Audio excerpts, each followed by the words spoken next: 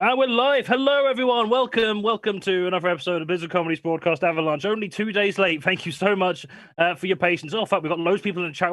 Have you been waiting here since Monday? This is fucking... We never have this many people in the chat. We've got Andrew Taylor. You were born ready, although to be fair, you have slept since then, so give me a minute. Love it. Who else we've got? I got my dick stuck in the toaster. Please help. Hello. We can address that later. I don't know what we're going to be able to do remotely, but I'm sure we can confer with the guests. Some of them maybe do have some advice. We've got Richard Moore as well. It is your name. Thank you for giving us lots of money, even in the months where we weren't doing anything. We really do appreciate it. And we've got Bobby Ann Jones. Not you lot again. Yeah, I'm sorry. We're here now. We're here to stay.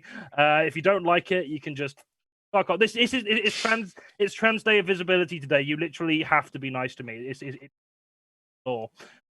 So yeah, welcome everyone. Welcome to another episode of Blizzard Comedy's broadcast Avalanche, celebrating the 1-year anniversary of the death of live comedy in the country. We are the show that's committed to bring you topical content from all your favorite comedians and also Thom B. He's not here today, so that's less funny, but fucking go with it. In the news this month, EDL founder Tommy Robinson has been given a temporary stalking prevention order after threatening a journalist. It's typical, isn't it? First, you're not allowed to threaten representatives of the free media to stop them publishing stories. Now it turns out you're not even allowed to stalk them. What's next? A ban on crime? This is just like 1984. Voters in Switzerland support a ban on face coverings in public, as proposed by the right-wing Swiss People's Party. Good timing, really, isn't it? Ban on face coverings in public. Other Swiss People's Party proposals apparently include the removal of all sinks, a requirement to be no more than 4 inches away from anyone on buses at all times, and mandatory spitting in each other's mouths every Thursday.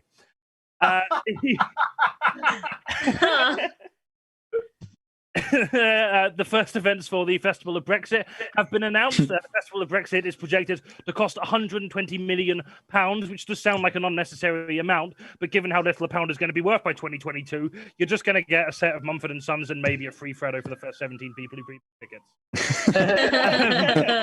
Former SNP leader Alex Salmond has started a new Scottish independence party, you know, for those Scots who want independence but also want to get away with harassing women. The government's Crime and Justice Task Force has announced plans to roll out a program of plainclothes police officers attending clubs and bars undercover to protect women following the murder of Sarah Everard. In unrelated news, a police officer has been arrested for the murder of Sarah Everard. Glad to know the government is finally addressing violence against women by actively making spaces less safe for women. Woo.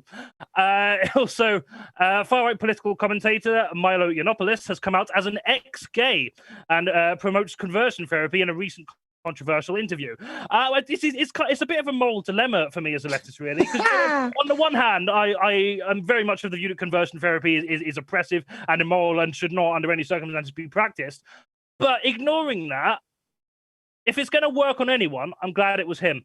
It's all right, Straits. You can have this one. Fuck it. I'll even foot the bill. Rapper Lil Nas X is under fire for creating a pair of Satan-themed shoes reportedly containing a drop of human artist blood in each.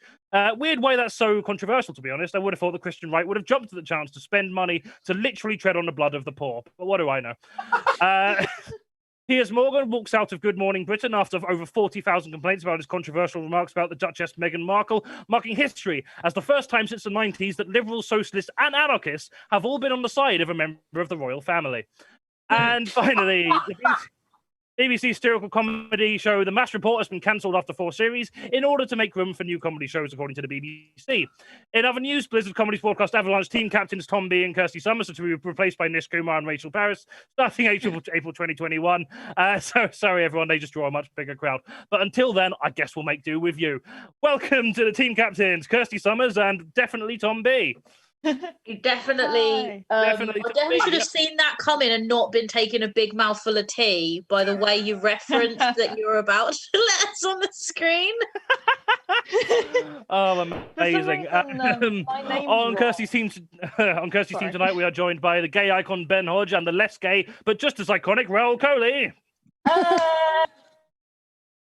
And on Tom/Katie's team tonight, we are joined by Dead Cat Comedy's very own Redmond and the first ever double record holder for Worms Armageddon speedruns, Ian Lane.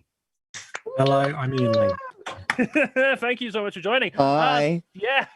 Kirstie, how are you doing today? Thank you for being the one team captain who shows up for our show. Really do appreciate it. I'm doing okay. I've had a very productive day. I've just done a lot of deliveries. I had a double shift today, so I did a morning at the food bank, afternoon at the community kitchen, and they were both quite long shifts. And I spent the afternoon wondering why I was tired, and then realised I'd done both shifts and not eaten any food. But I have now. I'm feeling a lot better. And anyone who's been watching Social Distance Warriors will know that this month I've been doing the Get Gig Ready challenge with Shout Louder Zine. And my target was to hit 1,000K on my bike this month.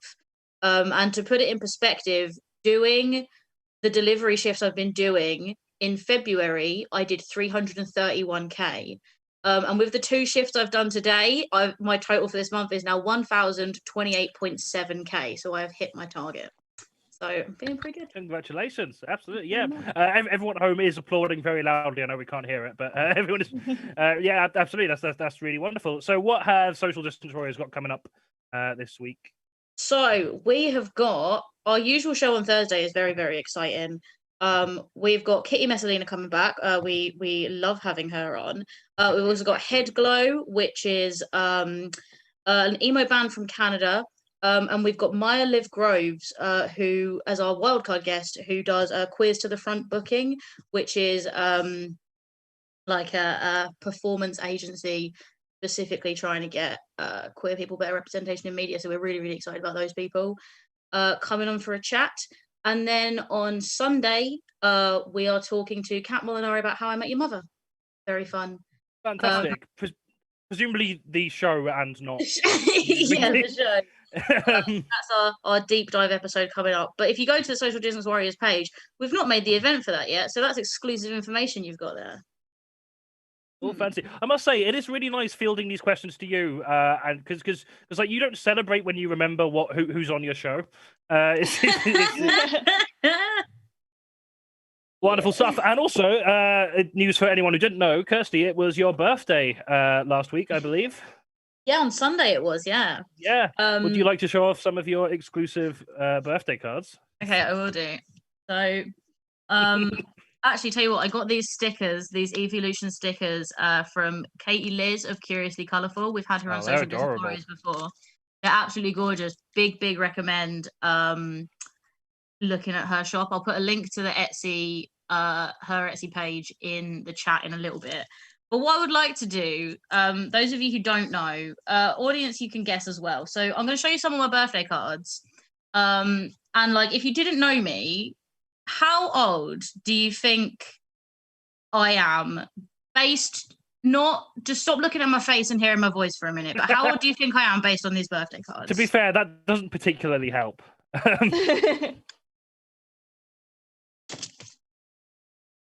Start having some guesses in the chat. Ooh, well, running on like a 20-second delay. So okay, based on those 4, 5, 6, they're all over my room. 6 Pokemon cards. How old do you think I was this week? While waiting for answers to come in. Unrelated. Unfamiliar Zine says happy birthday, Kirstie. Well, they say happy belated Kirstie Day, but I figure that's what they mean. Bobby Ann Jones says you're a 10-year-old boy. Not asking a question, just telling you are a 10-year-old. Yeah, I mean, I think Bobby has a point. I got my dick stuck in the toaster. Please help. Says 5. So far, Bobby's closest. Marshmallow Fairy says they're the best birthday cards, but about 10 or 11. So Marshmallow Fairy's closer now. Unfamiliar Zine has missed the point of the game and said 23. That's very cute. I was actually 28. Like, thank you. I mean, like, if that was a legitimate guess, I feel like that's too old for you to be like aging me down to the card age. Oh, wonderful. That's very nice. You might win something at some point, but I've made no promises. But yeah, thank you very much for joining us, Kirstie. And replacing Tom B tonight, we have the excellent Katie Mitchell. How are you doing today? I'm good.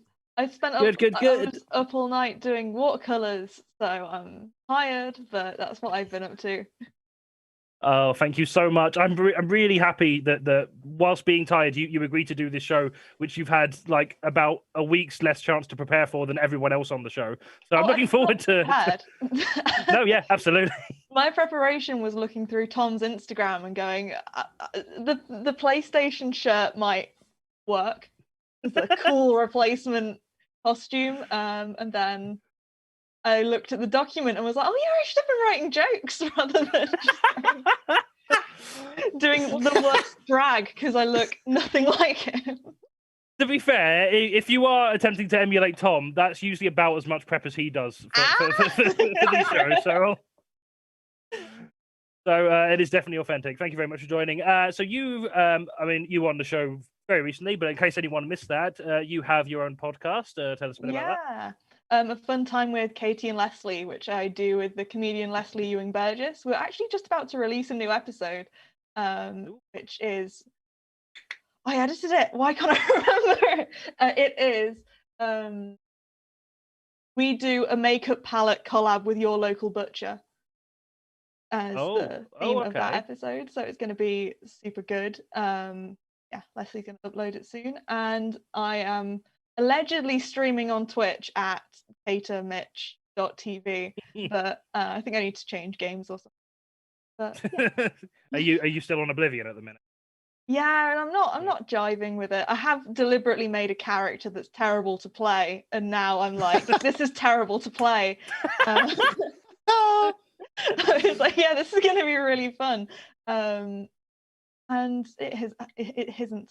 So maybe, everyone drop your favorite games in the chat, which I might like if you know me, or just make snap judgments on what you've seen so far. Yeah.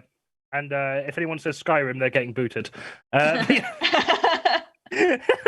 course you were. Thank you very much for joining, and thank you for being on Zombie for tonight. We are also joined by Ben Hodge. It's the first time we've had him on since I believe the last birthday show. How are you doing, Ben? I am very well, thank you. How are you, Jonny? Yeah. Thank you for asking. I'm doing good.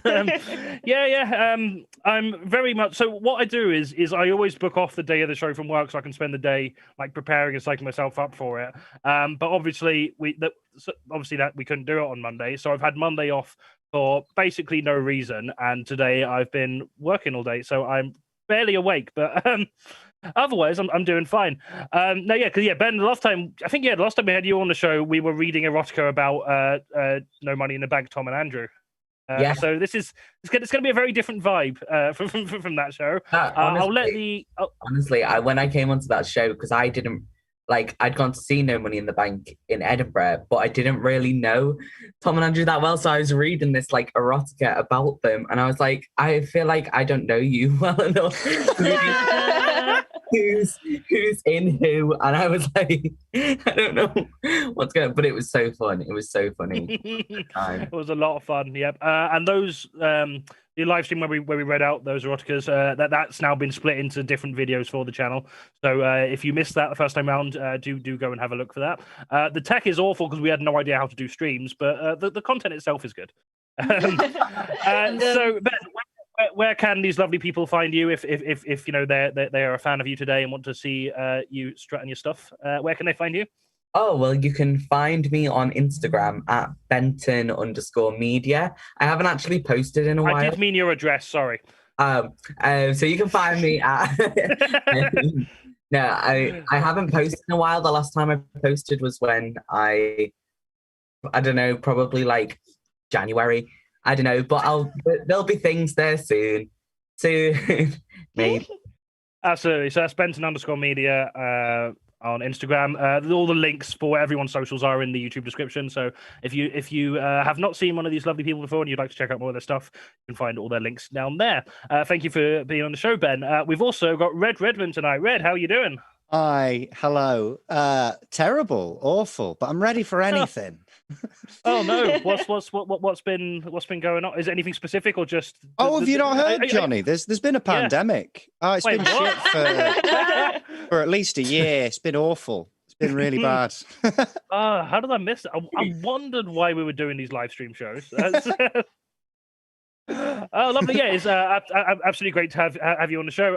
For those of you who don't know, Red is the founder of Dead Cat Comedy, who used to run loads of really lovely comedy events around Manchester and, more places as well. But now they are streaming on Twitch. Is it Dead Cat Presents? That's the name on Twitch. Dead Cat Presents. Do like a variety streamer, so we stream all sorts of stuff, mostly like chill content, things like Minecraft, GeoGuessr, truck simulators, that sort of stuff. I love that all of your interests are that of a transmasculine person. That's really funny to me. Yeah. Oh yeah, definitely. I feel that. I think that's an accurate read of me, actually. Wonderful stuff. And where can people find you on social media? Is it also Dead Cat Presents? Twitter, Redmond. Instagram, MX Redmond. But yeah, just variations of my name, Redmond. Wonderful. Yeah, it is a very unique name. If you search that, you will likely find something they've done or someone who has stolen their identity to frame them for a hideous crime. Either way, it'll be a good time. Thank you very much for joining, Red. We're also joined once again by a favourite of Blizzard, Raul Kohli. How are you doing today? Hi, I'm good. Thank you. Jonny, how are you? Good. I'm doing good. And I'm really sorry for ruining everything for you today by having to reschedule this show. It's fine. I rescheduled the date to earlier this afternoon, but I am drunk now. So this is been drinking. I got it here still. Wine from a box, fruity red, all afternoon. Oh, beautiful. And it's entirely your fault. I can't be blamed for being unprofessional. I will take full responsibility for this. 7:20 at 10:80. That's all it would have taken, Jonny. Well, no, for next time. Raul is an absolutely fantastic comedian, and he's recently been uploading a bunch of his old specials onto YouTube. Where can they find you, Raul? Yeah, my YouTube channel, Raul Kohli. I don't know what the link is really confusing. It's like YouTube channel. It is in the YouTube description. Just click there. Yeah, but it's Raul Kohli on YouTube. I got 500 subscribers and I had like 70 a few months ago, so I'm pretty happy with that. That's really good. Yeah, loads. I think we're on 98. So. 5 times better than you. That's exactly what that means. Mathematical proof. Now, genuinely, that's really all I've been up to. That, and then I've spent every time I come on this show, I'm astounded by Kirstie. I'm just very like, why does this person do so much? How are they this good at achieving and helping other people and feel terrible about myself? Like the last time I was on here, Kirstie was like feeding the homeless or feeding kids who like dropping off food at like vulnerable kids' houses, and then today smashed their personal best, like 1,000K. Like I don't think I've done 1,000 Ks of walking in my life. I don't know what 1,000 Ks are. Do you hear the way I'm saying 1,000 Ks? Is it meant to be plural? Like you do too much, you achieve too much. Like bitter. So the rest of us like a little bit like we achieve. Thank you. Oh, wonderful. Okay, we all know who Raul's Dickhead of the month is then. Great. And you've also got a podcast, I believe? Yes, I've got a podcast on BBC Sounds. It's called Comic Sanskrit. Great name. Basically me trying to figure out... Shut up, Alexa. Basically, you're going to take that off for a second. It's basically me...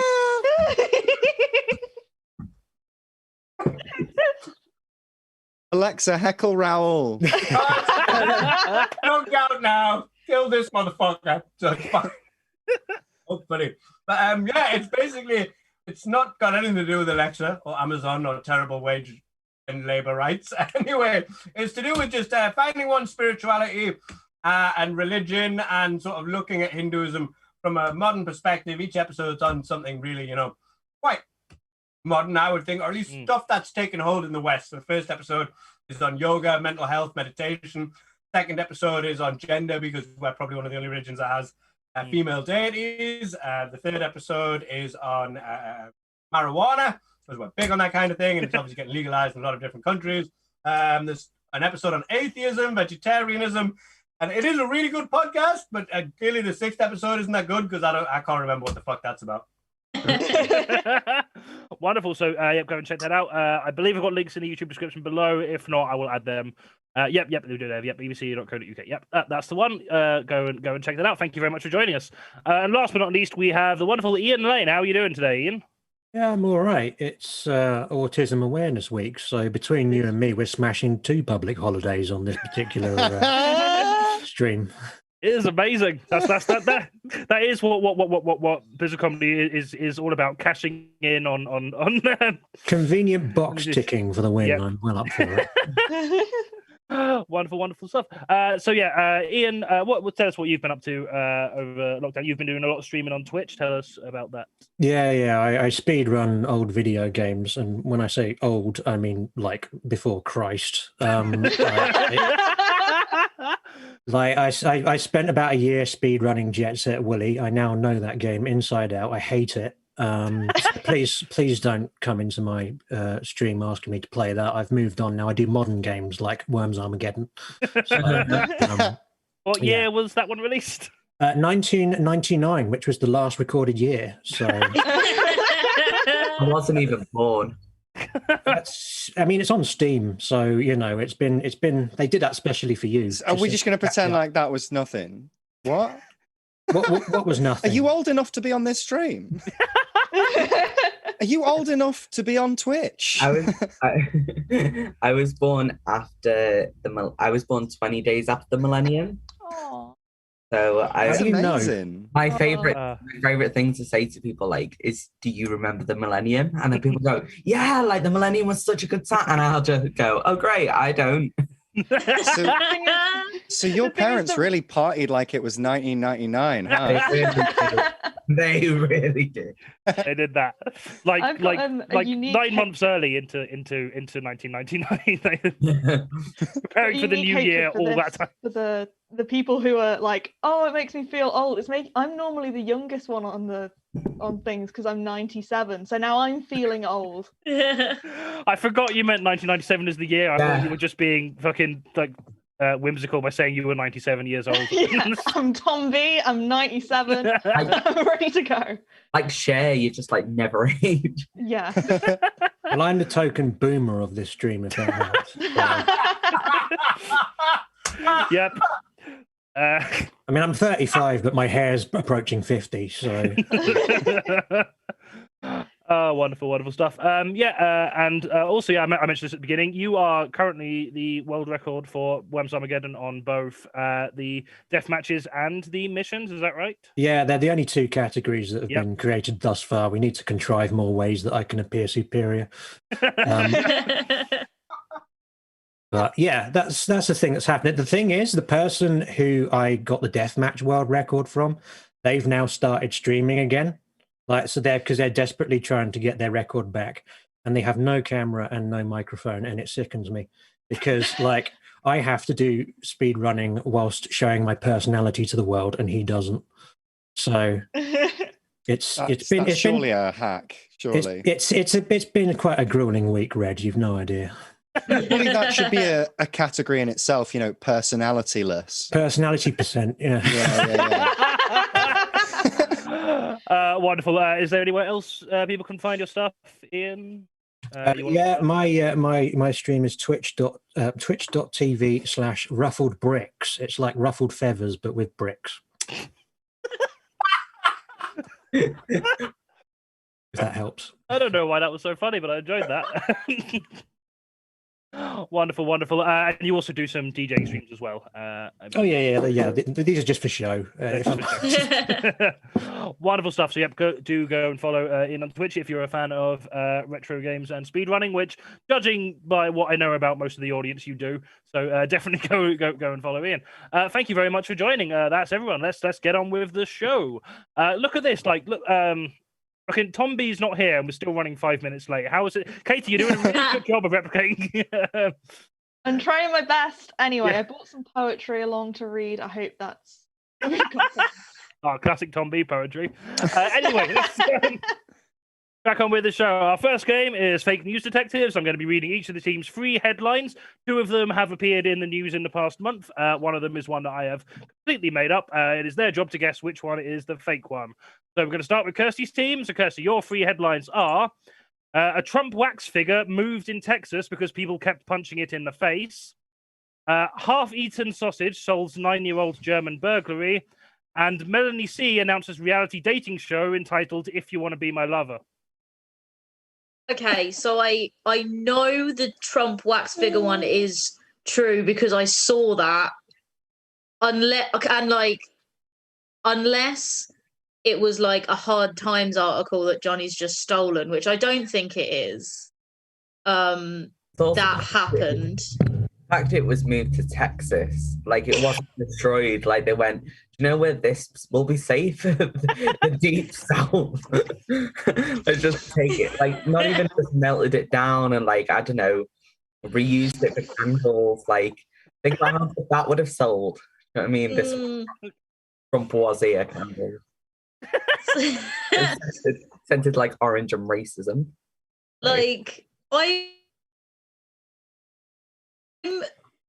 feel like they could have just made it like an exhibition, like pay some money, make a donation to the wax museum, and you get to punch Trump in the face. Like they could have profited off this. I feel like they've missed a trick. Also, please come along to the new Punching Whackworks Museum I will be launching.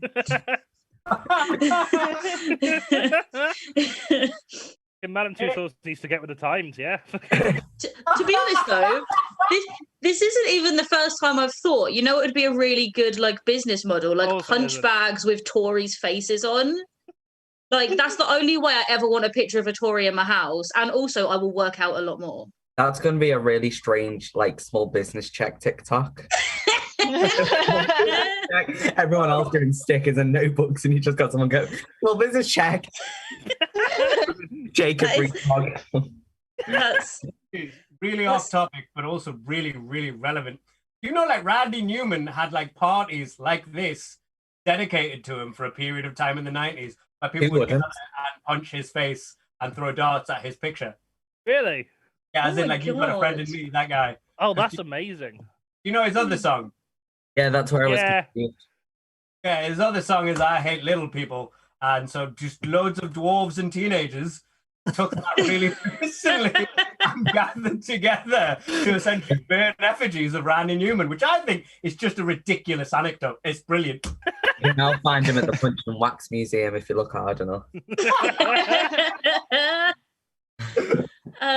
Okay, so the others are half-eaten sausage solves 9-year-old German burglary, and one of the Spice Girls announces dating show entitled If You Want to Be My Lover.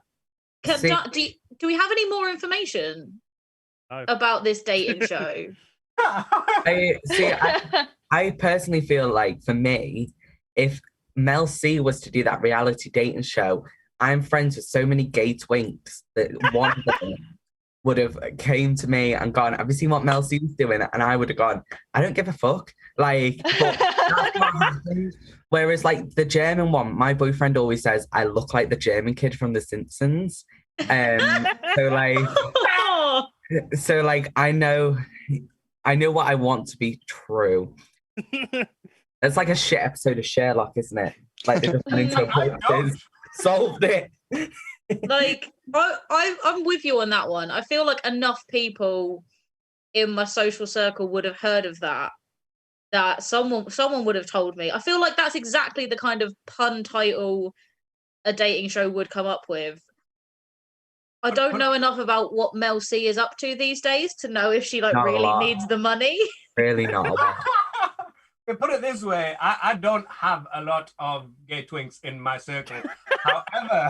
However, I feel like I would have heard about Mel C announcing a reality dating show called If You Want to Be My Lover of straight people anyway. So I feel like we all feel like we would have heard about that dating show. Do you know what I mean? There would have at least been one meme circulating. Even if it was one. Good to be true.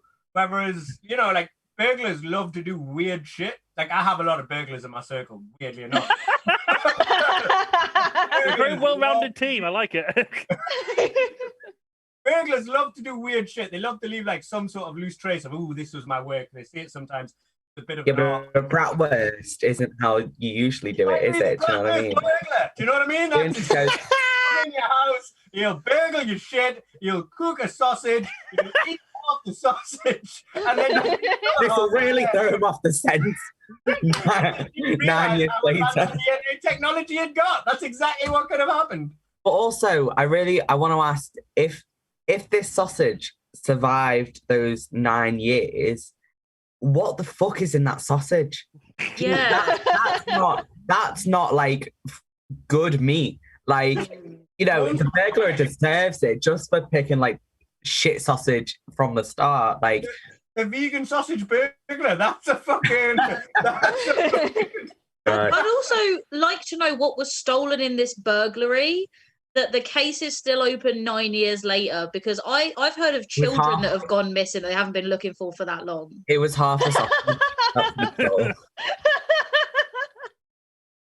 It's just their mustard. That's all it was. Okay. Right. So, what's your answer going to be? How are we feeling? Do we think the dating show or the sausage is the lie? Dating show.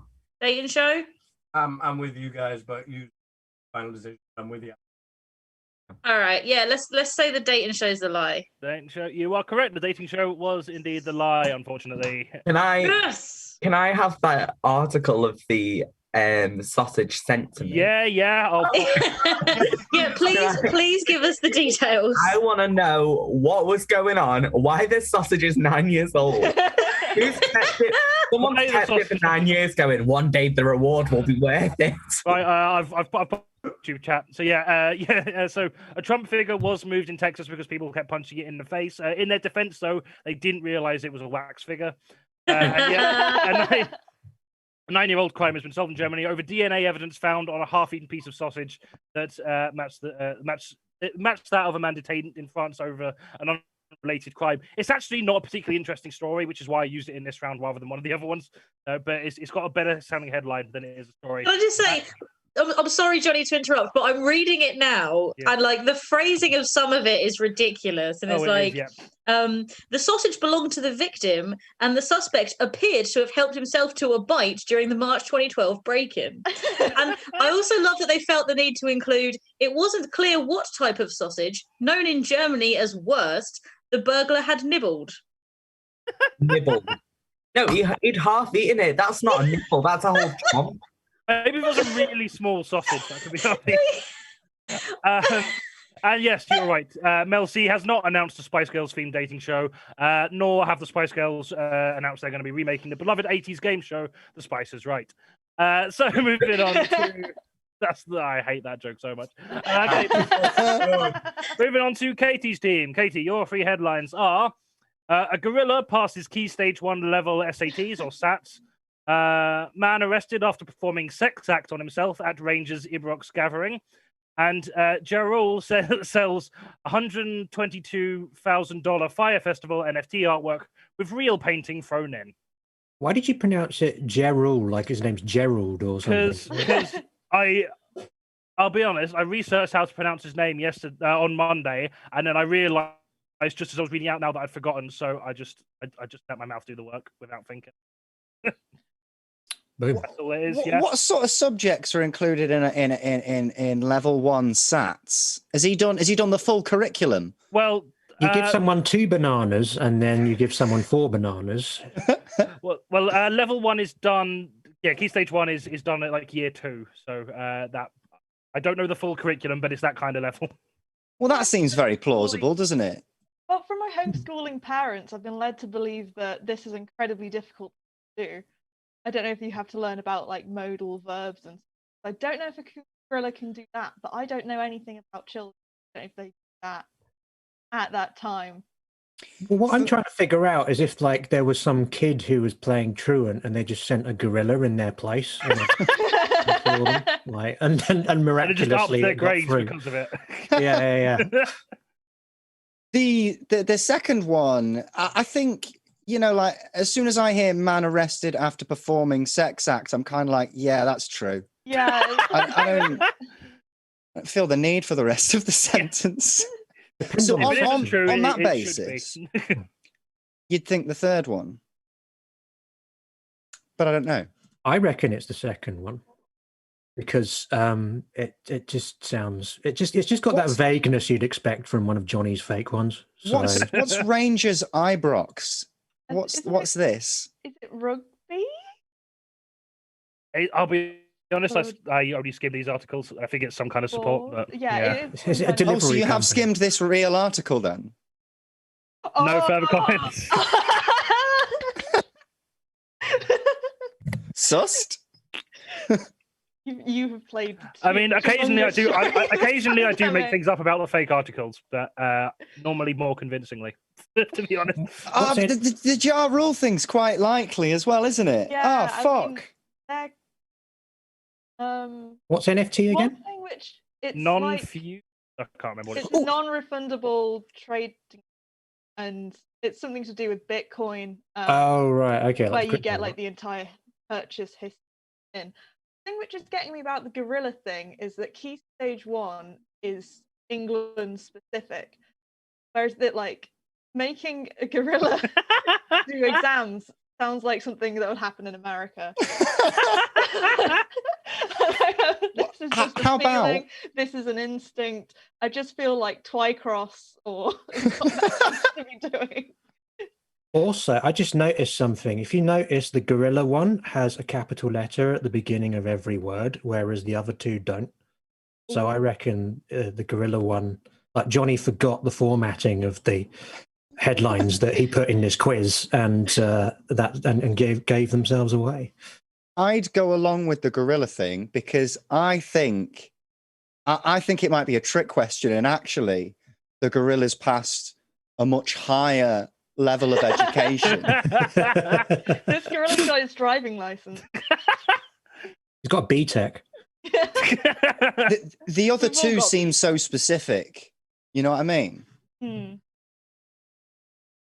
I'm going with a Remember gorilla. at the start of the pandemic, zoos were like, "Oh, if we don't get any money, we're going to start feeding the smaller Yeah, they were animals to the bored, weren't bigger they? animals." They were absolutely broke. They're not going to pay for resits this trip.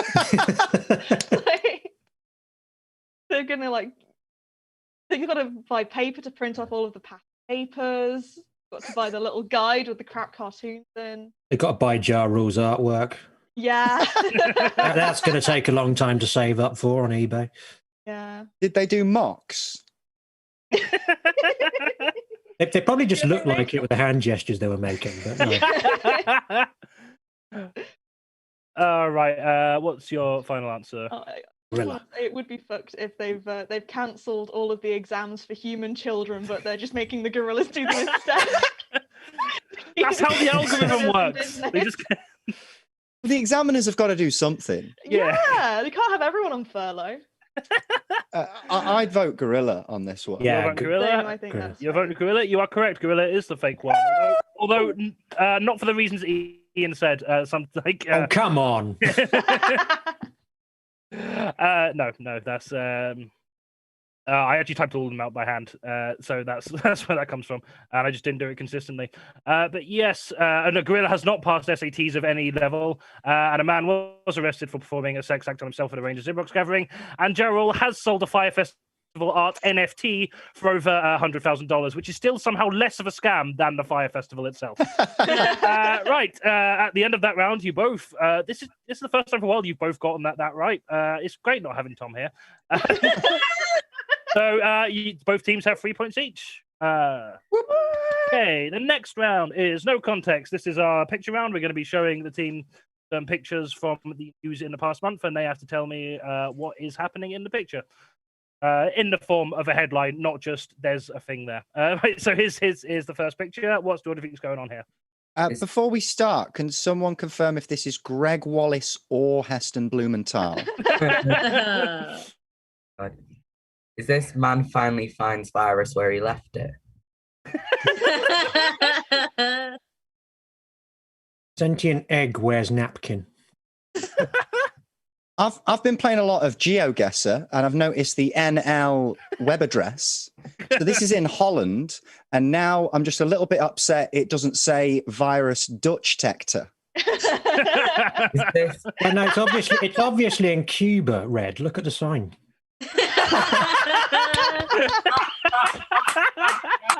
I was going to say, is this a story where QAnon have annexed Cuba? You still can, Red. Has Matt Lucas been cast in the new Star Wars or something? Is this coronavirus has new mutation? Picture of mutation show. Oh, Oh. So mean. You don't know. It could be. Is it? Have, could have be, they? but it's not. Have they woken up fucking Harold Shipman from Stasis? Unrelated, but my granddad went to school with Harold. Anyway, we can go. All right. Oh, that all right, explains stop it. the game. Tell us the story. He was a few years below. Apparently quite quiet. His sister was in my granddad's year. He was Nottingham local. Classic. What changed? My granddad went to school with Salt Harold. of the earth. Yeah. Apparently he was just quiet. Obviously. Oh, see, Anyway. Sorry for ruining the show. I only found out. Fuck this virus shit. The Harold Shipman stuff. That's what we're here for. No, I think it's made it better, really. Do you know what I mean? Harold Shipman was quite a nice human being, according to my sister. That adds anything. mobile phone fits in man's pocket comfortably. Is I that feel throw like- off the scent Bill Gates Mrs. Doubtfires into just some other guy? Right, It's the long sleeved, like underneath short sleeves, that's like the most disturbing, I'd say. it is, isn't it? E-boy fashion hits lab. Right, does anyone actually know what's going on here? NFT of some sort? Someone finally detected a virus. Is it the Coke can guy? I mean, sort of. You're kind of on the right track there, Ben. There's a bit more It's to it an than that. antivirus. Is this the remake of Kafka's Metamorphosis? Is this a remake of that episode of The Twilight Zone with the Fly? Is it a remake of The Fly? But this guy just came out looking like that. So instead of Jeff Goldblum and a fly, it was Heston Blumenthal and Greg Wallace. It was Heston Blumenthal and the lead singer of like Blink-182. That's why he come out with the fucking. Yeah, he comes like out the- saying, "These are some lovely rat soufflés." I like the idea that- I assume that's how Heston sounds.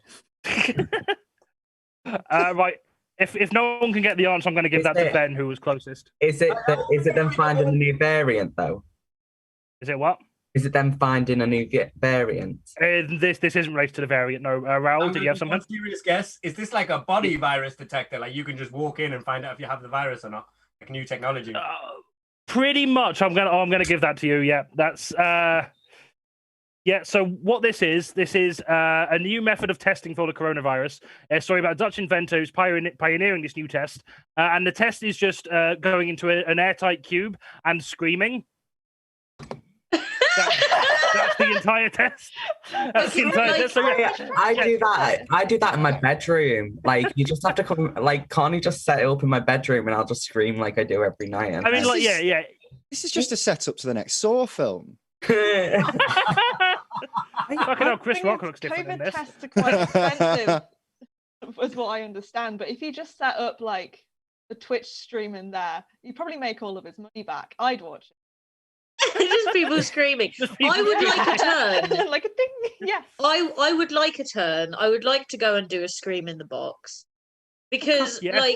well, basically what I've noticed about lockdown is all the loud places are closed, like all the pubs, all the gigs, and I didn't realise how much I was using gigs as an excuse to be somewhere I could be very loud and no one would mind. And I don't have that anymore. Yeah. I can't believe that guy was the guy, though. He looks way too comfortable in himself to scream. To be fair, he Like a pioneered the real technology. I don't know if he's actually tried it himself. There's a lot behind those eyes. Like, He looks like somebody who would enjoy watching other people locked in a box. Who would? I don't think this has anything to do with the virus. I think he's bullshitting his way through the entire thing. How can I convince people to scream in my box? I bet you, for the record, I bet you, for the record, he also went to school with Katie's sister. Oh, lovely. Okay, can we have the next picture, please, Sam? Rain Mysterio. Man praying as he's thankful for moisture. COVID 619.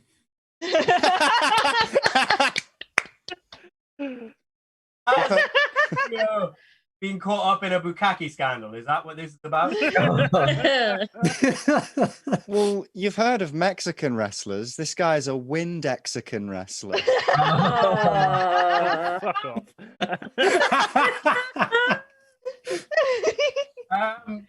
It's like what I don't understand immediately. What screams to me like that's quite baffling about this picture. He looks like a luchador. He looks like a Mexican wrestler. But it looks like he's spraying what appears to be an East Asian man of some guy spraying. Maybe he is Mexican. I don't know. Maybe I'm just being racist. Well, I thought that because I thought this was like spoilers for season 4 of Cobra Kai, and we were seeing Mr. Miyagi's wax on, wax off origin story. This could be the new WrestleMania main event. That's how much Vince is running out of ideas. Thom was here, he'd really appreciate that. It looks like someone's got a new gimmick, and this is a guy called Ray Fabrizio. The window cleaner is a special move. Yeah. The thing is, wrestlers don't wear that many clothes, so Ray Fabrizio probably wouldn't get that much work. You about to feel the window pane. Oh. You need That's more what I like actually hygiene-based noticed. wrestlers. Plenty of clotheslines. That was so underappreciated. Fair play, Kate. Yeah, no, that was great. My captain, that was I've done great. no prep, so just Also very on brand as Thom. So well done for that. Like the getting points was not, but that was. In the next shot after this one, though, the guy takes his mask off and it's actually Barry Scott. Oh, fucking hell.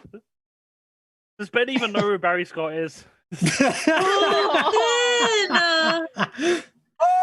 Oh, you got some fun Googling prepared for you tonight. Okay, Google.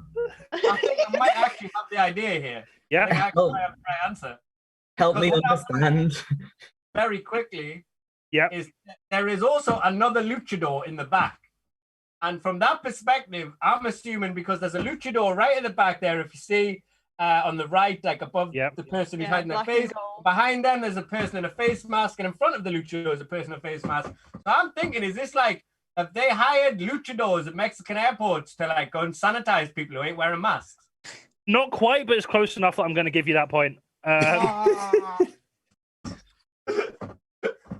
Yeah, so what this is a this group of Lucha Libre wrestlers enforcing the wearing of COVID masks and use of sanitizer at a Mexican market, which honestly, I think they should do in North America as well. I mean, if you go into a fucking supermarket and just like The Rock is there telling you to put on a fucking mask, like, that's way more convincing than any Walmart manager.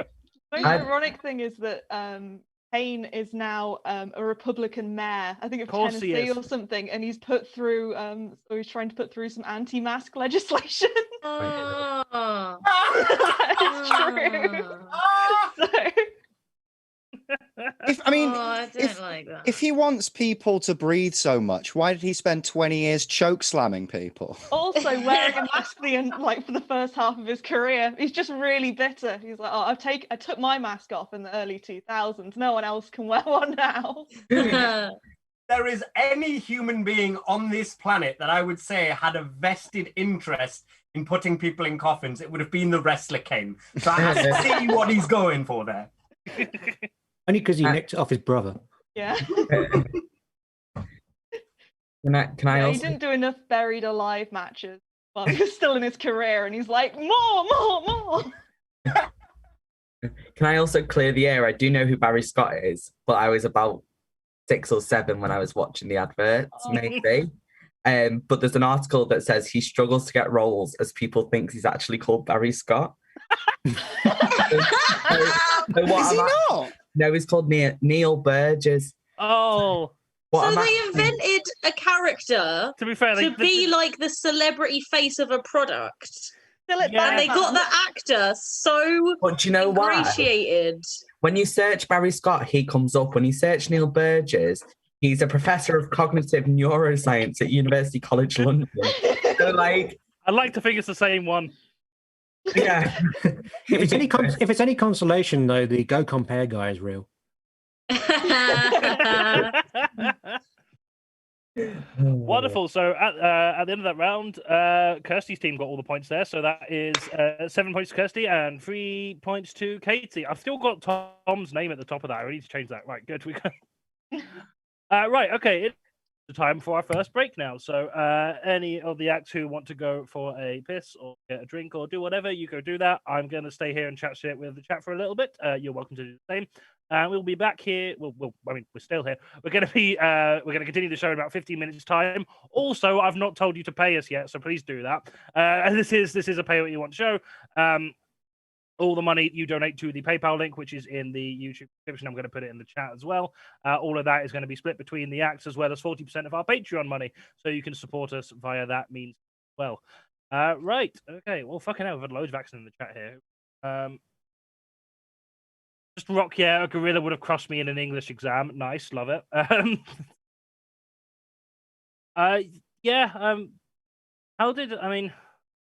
think I would have been alright in an English exam. I think science, a gorilla could have given me a good one for my money. I was never any good at that. The monkeys on typewriters and the gorillas are on computers. Exactly, gorillas have got with the time. Is this a new craft ale pub in the Northern Course? Oh, great. Yep, big fan of that. Karaoke booth. I think there's a gap in the market for karaoke booths that you can just go and scream in, to be honest. I mean, if you book it out for yourself, you can scream. Or if you just take all your friends, no one's saying you have to sing when you're in those booths. You can just scream. That's true. Yeah. I imagine... what are you doing? Be like, sorry, we're all really into death metal. I like how Red has turned into a rabbit. Aw, cute. That's really cute. Ray from Breezy. You just quoted Eminem and Love the Way You Lie. Wait, who did? Who quoted Eminem and Love the Way You Lie? They crush you. I thought he was called Derek Baum. Lovely piece of Serafinovich reference there.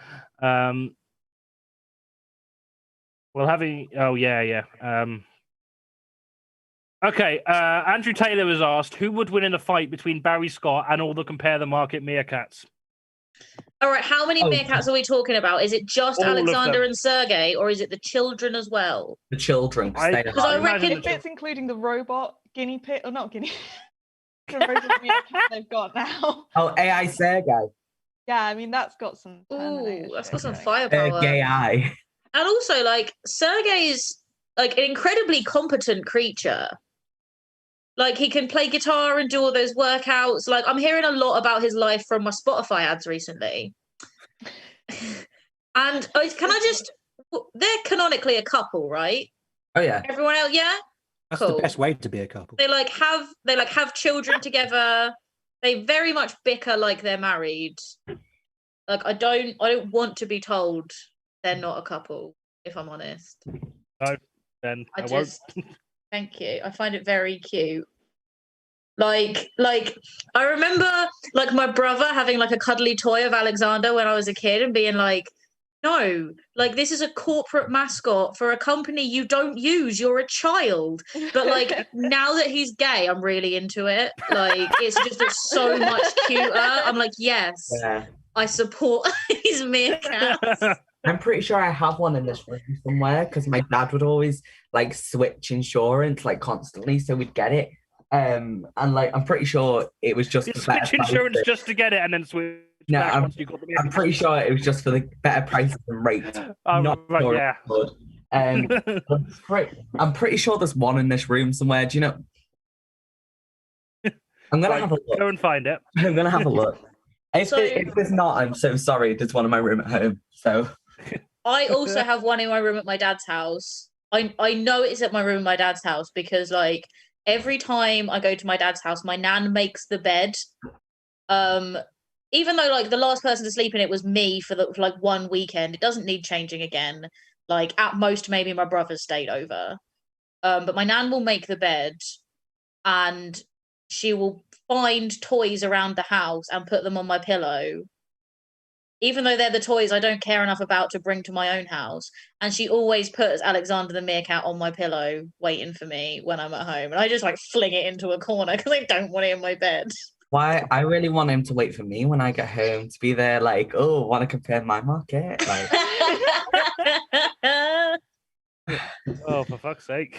Like, For Okay. a second, appreciate how good our private chat is, because Samantha informing Red on an LGBT plus comedy night what exactly Rangers Ibrox is, for me, it's just beautiful. It's absolute beauty having Sam the tech explain the concept of the Football Club Rangers, one of the most bigoted and far-right unionist football clubs in the world.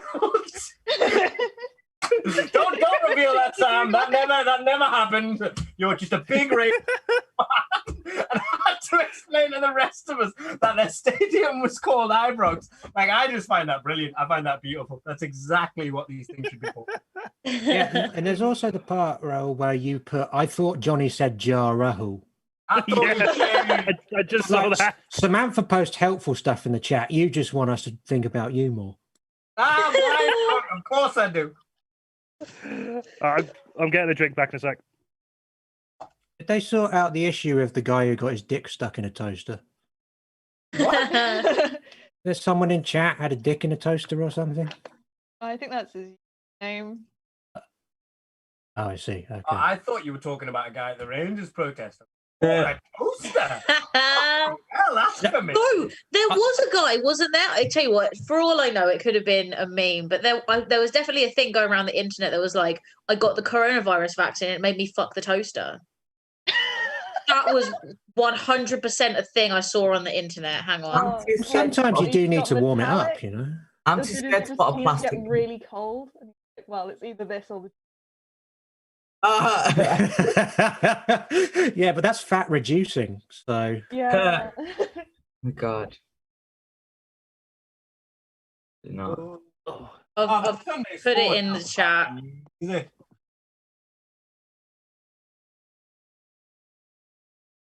Yeah, Some- like I What? don't What have I know missed? what.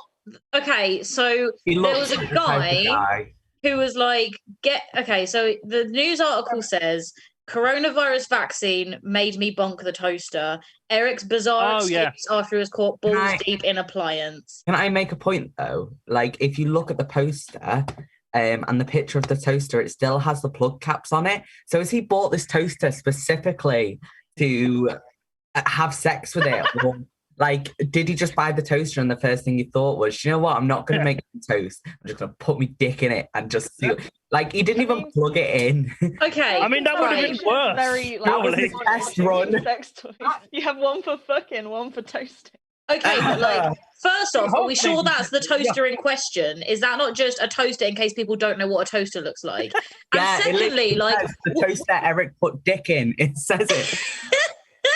but like, also, would you want to fuck the toaster that's got crumbs in it? Like, I can't imagine having like bits of toasty crumbs on your penis is a nice feeling. I mean, I can't imagine having a toaster on your penis. No, but Nice What I'm saying, feeling. No, but once that's you've where done you it- draw the line. No, but once you've done it and you've got those little toasty bits, then your dick is naturally ribbed for her pleasure. So, like, oh, Oh, no. you know how there was a talkie toaster in Red Dwarf? Uh-huh. I'm just imagining the sort of things you'd say. Sorry, Samantha's just said I once poured Deeper. crumbs over my naked body as part of a joke, and it was incredibly uncomfortable. And now I cannot get that image out of my head. What was the joke?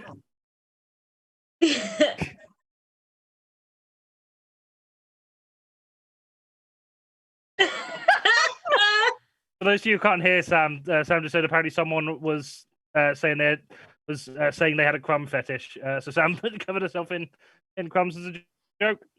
Did it work? Did it? Well, maybe she'd gone to a Halloween party as a chicken Kiev. Oh, right. Can I just say, the first line of this article says the 54-year-old woman, the neighbor who heard him screaming and went to investigate, saw a scene that will haunt her nightmares forever. You missed out who cannot be named for legal reasons. What are these legal reasons? Well, presumably the newspaper was like, do you mind if we write about this? And she said, no, please don't name me. But Eric, who fucks the toaster, was totally fine having his face and name published in a newspaper alongside that story. And the toaster. And the toaster, which cannot be named for legal reasons. I mean, how else? Of the toaster. How else is he going to pay for the surgery? You know. To be fair, like the manufacturer of the toaster, it may have wanted to distance themselves from it. Are there any comments from the manufacturer in the article? Oh, okay. Hang on. Let me. Very small. Yeah, but sorry, can we just take a second back and just look at the fact that we're analysing the Sunday sport as actual news? Yeah. I've clicked on two slightly different things, and I've ended up at a different page. But on my page, it has 3 headlines. The first of which is Prince is alive and living in a bottle bank. Second of which is wife nags 3 husbands to death. And the third headline is aliens turned my son into a fish finger. I don't think this is a beacon of the most honest and great journalists. I fucked up that sentence because I'm wine drunk. This is Johnny's fault. But you know what I mean? Yeah, Raul, I don't think we should be promoting alternative news sources on this channel, you know? No, we probably shouldn't. I do enjoy that their bio on Twitter is the tide against which responsible journalists are swimming. That's beautiful. I love the self-aware. Right. I like that. Should we have a look at Breitbart now? I also like that they've written the word dick in all caps in this, as if like they really need to hammer home exactly what he was doing with the toaster. Yeah. Like it's bad enough that he was fucking it, but with his dick. What? It also specifies that he's unmarried, and I'm like, I could have guessed. I don't think I needed you to tell me that. So you can see it from 6 blocks away. He was also a swimming coach. So, like, imagine he mixed hobbies and professions. Do you know what I mean? Like, oh, God. That's one big bath. So this is what Eric said happened. He said, that COVID jab unhinged my mind. Why else would I have put my dick in the toaster? I had come down and had a couple of nips of brandy to take the edge off. Then I made my toasted crumpets as usual and was buttering them when I thought, shall I put my dick in that toaster? For me, the more logical thought would have been, can I use butter as lube? Not, can I put my dick in the toaster? Yeah. Like or that Vitalife if he's a vegan. Yeah. Right. We're all back. Shall we get on with the show, or do you just want to talk about toasters for the next 20 minutes? I'm happy with either. I just want to get a feel out for what everyone else wants. I would like to never speak of this again. Right. Let's move on then. I should have added that headline to the next round, but oh well. Right. Our next round is propaganda. This one, each of our panelists will be taking the role of the editor of a different publication, and we're going to be feeding them some news stories, which they have to then report in their own style. So today we have Kirstie, who is the editor for Skeptic magazine. Katie, who is the editor for the Alternative Press. Raul is the editor for the BBC. Ben is the editor for an Ann Summers catalogue. They have editors, don't they? Fuck it, they probably do. They have catalogues, apparently. Well, that reminded me just really quick. I nearly made like sort of a music video rap when I worked at Ann Summers to publicize one of the sex toys. Like, I was genuinely with one of the people who's quite high up in the Ann Summers party, like, thing. And I was like, yeah, I'm going to make a rap. And I had it down. I was, like, freestyling in the middle of the sex toy aisle, just proper going for it. It never happened. But I feel like it would be a great addition to my show reel. Yeah. I feel like it has to be a bit. Just do it guerrilla style. Do it, yeah. I might. I would definitely buy a sex toy off you if you did a rap for me, Ben. Thank you. Anyway, Ian is the editor for Retro Gamer magazine, and Red is the editor for Royal Life magazine. So, Yeah. okay, your first headline, everyone, is U.S. trial of AstraZeneca jab confirms safety. A little prick is sometimes better than none at all. I think that the Royal Life magazine would just go with US trial of AstraZeneca jab confirms royal family very much not racist. Kind of their go-to at the moment. The BBC would get present pretty much all the Royal Life magazine. Yeah. Probably go along the lines of the United States have deemed that the British-made Boris-funded Oxford jab is safe for public use. All hail Lord Boris and Master Matt, Abernacle lords who hold the cure to all life's points. Well, this jab was not tested by the most reliable source of medication testing, which is, of course, Pac-Man.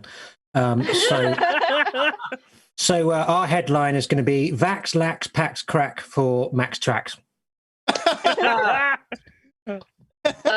The Skeptic magazine will be publishing information about the AstraZeneca jab alongside a feature laying out exactly what herd immunity is and how vaccines work for all of the people who did not finish GCSE science. Okay, press is just going to say, hey, AstraZeneca works, maybe. You know what does definitely work? Hibiscus. Okay, next story is Japanese billionaire seeks 8 people to fly to the moon. Japanese billionaire puts 8 people in orgy shoot to the moon. You can't put 8 people in a tight container and expect them not to fuck to pass the time. I actually had to Google this, like how long would it take to get to the moon, so I could kind of work out how much sex like 2 people have together. Because I learned once that, well, this is basing off what I know is heterosexual sex takes between 3 and 5 minutes. So, you know, if every 3 to 5 minutes was filled with heterosexual couples doing it, then they'd have so much sex. If it was just 2 homosexual people, it would be from the moment you departed to the moment you got to the moon, and you still won't have orgasmed. But I didn't find out how long it takes to get to the moon. There probably got distracted. I just got thinking, like, how many orgasms could you have in that space? And it'll never go? It'll never be enough. Apparently, it's a serious problem in that. No? Yeah. Like, It takes 3 days to get to the space moon. missions and be away for so long that they'll just start fucking like co-astronauts. I mean, who doesn't want to try it? Do you know what I mean? Like, anti-gravity sex is up there on my bucket list. What, like the Million Mile High Club? Like, that is really a Raul, you're a bit quiet at the minute. I don't know if you can. Oh, sorry. Don't know. That's right. I'm drunk. Am I better now? That's fine. That's better. Yep. But is he stopping? No. Right. Did we have any more for that one? I've forgotten what that one was. Royal Life. moon one. Oh, sorry. Royal Life magazine have gone with Japanese billionaire confirms royal family very much not racist. They've gone with. I love it. The BBC have gone for Japanese philanthropist aims to spend a significant proportion of his own hard-earned fortune helping space refugees start a new life. Well, here at Retro Gamer magazine, we noticed the Japanese billionaire didn't ask Jetman from the classic ZX Spectrum game Jetpack. So we've gone with Japanese billionaire Lax Pax Crack for Max Tracks. Oh, wonderful. Any more for that one? I'm doing the math.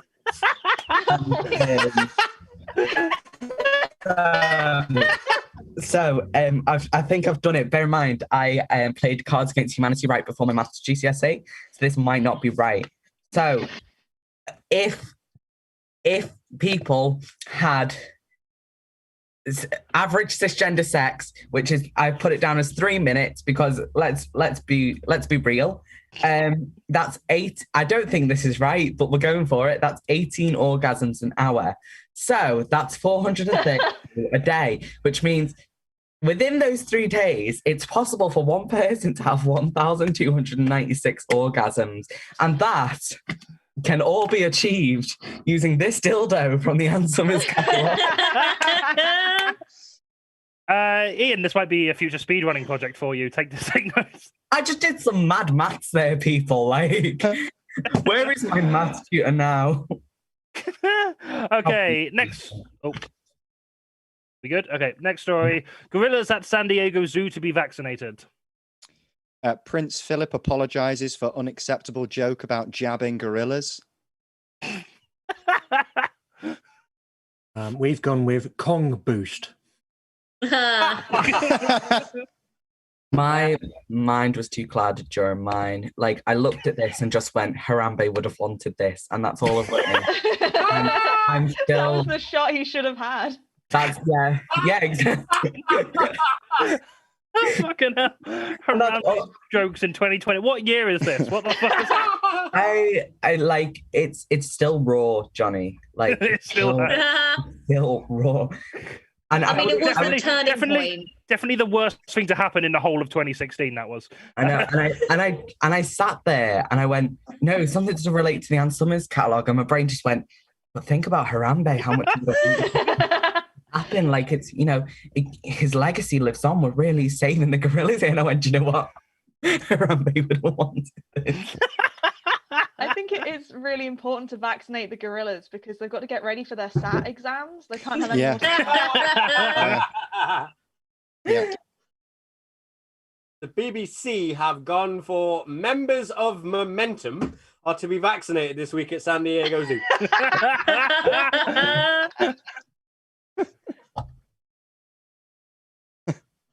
Right. Any more for that?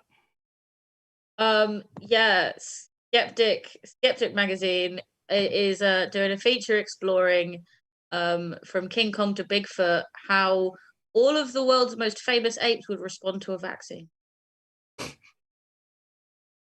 That actually sounds really interesting. I like it. No. Okay, next one. The MASH report to be axed. BBC plans to replace left-leaning MASH report with more balanced show called the Fash Report. MASH report not as good as Frogger. I started running out of ideas around this point.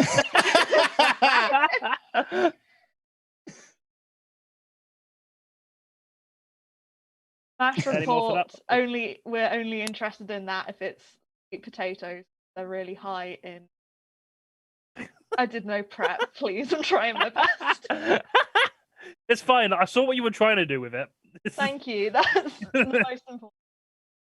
Okay. Any more for that? The BBC have gone for the MASH report has been cancelled, and it has nothing to do with our boss being a Tory who bribed his way into power. Oh, I love it. I can't remember what I said, but I have just Googled what Frogger is because I have never heard of it. It's You're a gonna be doing- it was released in 1981. Like, It's Crossy Road, but old. It's like a video game um, adaptation of Freddo's. It was the inspiration for Pepe. Was it actually? That No, sounds I don't know. I Let's bet just say you it yes. was. That sounds really believable. That does sound I mean- plausible. they probably have it at NQ64. I'll go at some point and see what was cool. Okay, next one. Unless someone else got another one for that. No, okay. Thornton's to shuttle stores. Thornton's not as good as Castlevania. I'm sensing a pattern here. Nothing's as good as the old stuff, you know. Off of the back of Ian's Thornton's to shuttle stores, but no worries, they're releasing a Netflix series soon. Thornton's goes from Turkish delight to British disappointment. Oh, that's good. The Ansomers catalogue said their edible penis sales set to rise following the closure of Thornton's. Thornton's to shut all stores, meaning now if you want to put delicious chocolate in your mouth, you gonna have to come to me. Says the BBC. We mean BBC, baby. There we are. There it is. Ed, are you okay? Yeah. I'm discovering so much. Okay. Any more for Thornton's? Cool. Okay. Piers Morgan quits Good Morning Britain following remarks about the Duchess of Sussex. Piers Morgan. Oh, sorry. No, go on, Red. Piers Morgan quits Good Morning following remarks about some shite black actress we've never heard of.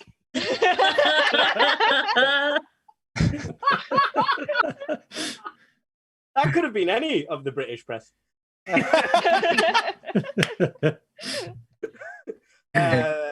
In other news, Piers Morgan rumoured for knighthood. The BBC have gone for Piers Morgan cancelled by woke karate, proving free speech is under attack. Piers is set to make a 82-page statement about it tomorrow in the entirety of tomorrow's Daily Mail. That's actually what happened, though. I know.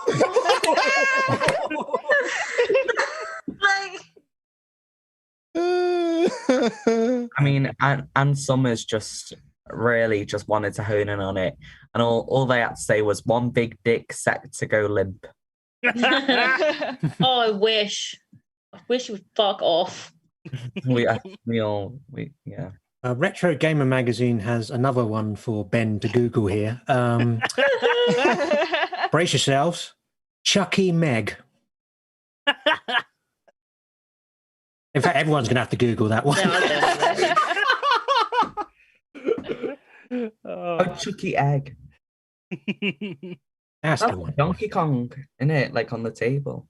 That's the one. Yeah. Okay, next one. Nurses prepare for strikes over 1% NHS pay rise. Meme Hospital. Sure. I don't know. Close enough. I wish I could have a 1% pay rise, says Shaman. The BBC has gone for greedy cunts aren't happy with a pay rise and a fucking clap. So they're going to kill your nana now because that's how much they hate Britain. We actually didn't have a headline for this because we couldn't give two fucks.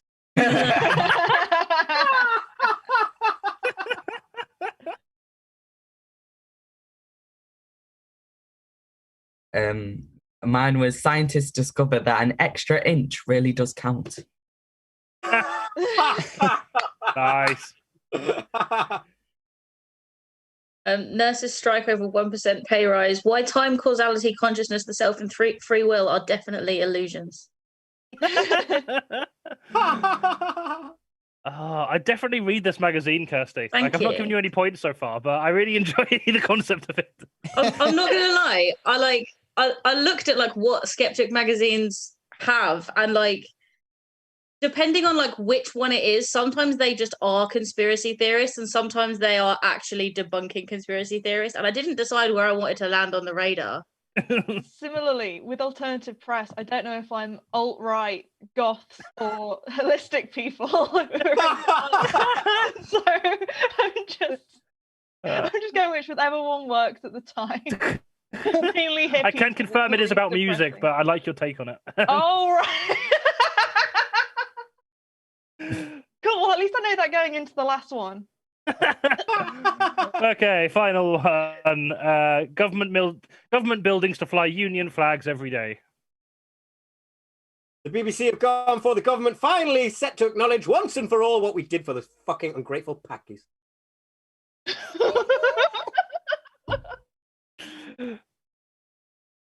Government buildings not as good as Monkey Island.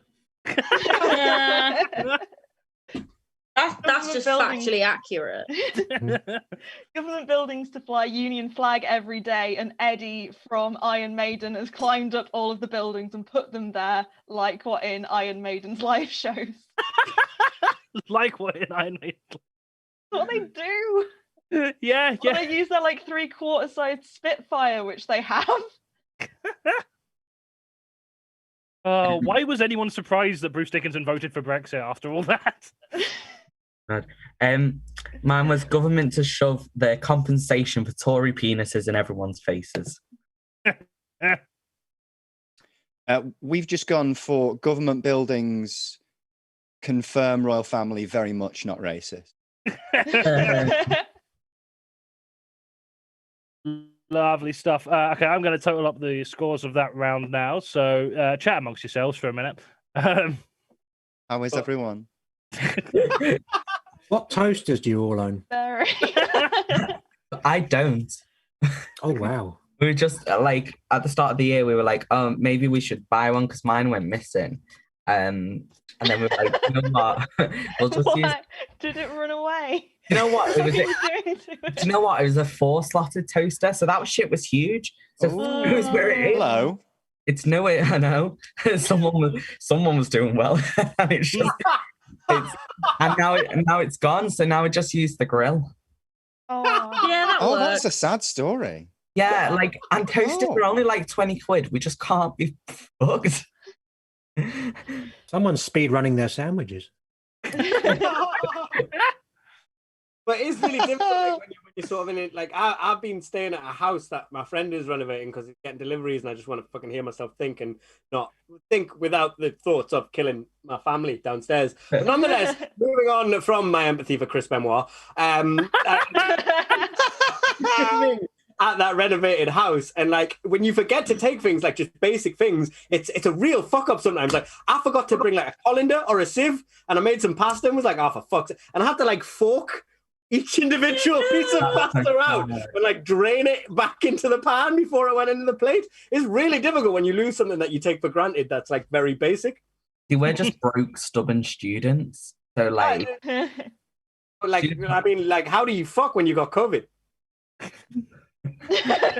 Just take breaks, don't you? open the window, keep the ventilation. Okay, at the end of that round, Kirstie's team are on 15 points and Katie's team are on 10. That was, yes. I just want to say I didn't approve of Raul's Chris Benoit joke, and that's why I had a crossface. So. Oh, fuck, that was good. Oh. Okay, Ian gets a bonus point. Thank you. If you got any more shit, you're gonna get Katie's flattened. team are on 11 now. Yay! I have to. Right. I have to win while Tom's away. So if you've got any more bangers, either of you two, no prep time. Relying on you. Lovely. Okay. I have 2 left. Right. That was one of them. Vicky Styles has said, finally got my blasted internet to work, and apparently I've missed loads. Yeah, apologies, Vicky. I'll recap everything that's just happened in the last round. The royal family definitely aren't racist. Right. Moving on to next round is Gammon Fishing. This is a round where we take some tweets and quotes from people, usually white men, but not always, who are angry about things, and we replace all the nouns. It is the team's job to decipher what this person is angry about, and bonus points if they can tell me who their quote is from. So we're going to start off with Kirstie's team. Okay. So, Kirstie, your quote is, they are just too much for anybody to even be allowed to buy. They're benchmark yanked draftee from all the bops and subcommittee like that. It's just too much. It's too excise. So you can't go on eBay and buy it. Too excise. But you can and must applaud the sexual delta of Cardi B and Megan Thee Staple. Simulating the shake-up together on the Grammys. This is the Perisher excuse. You must celebrate it. In theory, if you don't celebrate it, then you're actually a balcony pestilence. And you kitchen of, like, don't lunatic perforation. You're actually not nice. This is Perisher excuse. You hadgies. I feel like is this a dyslexia simulator? Because It's fine. Kirstie's quite good at these. I have no clue. Jonny, don't tell people I'm good at these because you set expectations I don't know if I can meet. Okay. But like I've got okay. Okay, I think staple is definitely Stone Cold. Stone Cold. Megan the Stone Cold Steve. So First of- yeah, I've got the last bit. Like, in fact, if you don't celebrate it, then you're actually a bad person, and That's you kind right. of like don't like people. You're actually not nice. It's not something like, like that. but the rest of that was right. This Love is, people. Love, that's the one. this is too cryptic. Okay. Very cryptic. This is more cryptic than Lil Nas X's fucking advert. You can and must applaud the sexual. Is that display? Sexual display? Not display, no. Jonny, have you taken this passage wholesale from a Dan Brown novel? I can confirm this is not a Dan Brown. That is his name, right? It is Dan Brown. I'm not confusing. I mean, Dan, Burrows. yeah. Is this how recent is this? It was within the last month, like everything in the show. Oh, okay. No, I was the only reason. Sorry, go on. I was gonna say I was almost thinking it's about Little Nas X's shoes, but No, I can confirm it's not. and that was literally from the line. So you can't go on eBay and buy it. Yep, I was actually along the same lines. My mind was working exactly like Yeah, yours. Yeah, no, boy. yeah, it's not like no. But This it's was clearly about before that. Yeah, Megan Thee Stallion and Cardi B scissoring at the Grammys. Yep. It's all on. Scissoring. Shake up is scissoring. No, it's not. Sex. Is it just Sex. sex? Sex is the one. Yeah. Yes. Simulating sex. Is excise explicit? It's too explicit. So you can't go to eBay and buy it. No, Too it's not explicit. No. No, it's a weird choice of language the authors used for this. So, Let's get to that word after, in which case, because clearly that's good. Yeah. They're basically yanked. They're basically not yanked. basically. No, Borderline. not borderline. Bloody They're being Being. Yes. being yanked down Down. Yep. from all the. If you can get this next word, you'll probably know what it's about. bitches. Not bitches. No. Does no. it begin with a B? It does begin with a B. Yes. So it's yanked down from all the. Oh, Proceeding. Oh yeah, I've just realised Ben wasn't at the practice, so you have no idea what's going on. no. And also, I haven't done any. I don't know. I've read. That's fine. I've read like plays that are easier to understand than this. Okay, that word starts with a B-O. I'll give you that. B-O. B-O, yes. The first two letters are the same. They're just too much for anybody to even be allowed to buy their borderline yanked. What did you say, Kirstie? Being Borderline yanked. being yanked down from all the. Bo Burnham's that No. Bobbies. I've not used my brain this hard since A levels. I like this is genuinely like I can feel everything working. Like I can feel the neurons fucking like zapping. And I thought Barry Scott was a curveball. Exciting is exciting. Too much. It's too exciting. Excise is not exciting, no. Fuck. But can't you go on eBay and buy? Is it evil? Evil, yes. Evil. Right. It's too evil. It's too evil. You can't really do too evil. You can't. So, yeah. Sexual Deviance. Oh, Deviance. I was going to say deviance. So you just need Bops and subcommittee now, and then you get the 2 points. Oh. Fuck. I mean, If you can work out, if you can work out, Is this about the Dr. Seuss books? that's the one. Yes. So What the is fuck? Books, bookstores, bookshelves. Bookstores, yep. And subcommittee. Oh! God, books. I'm just suddenly. Your Doctor Who's making so much more sense now. I'm suddenly. I know what it is. No, don't say this. I'm still so. I know what it is.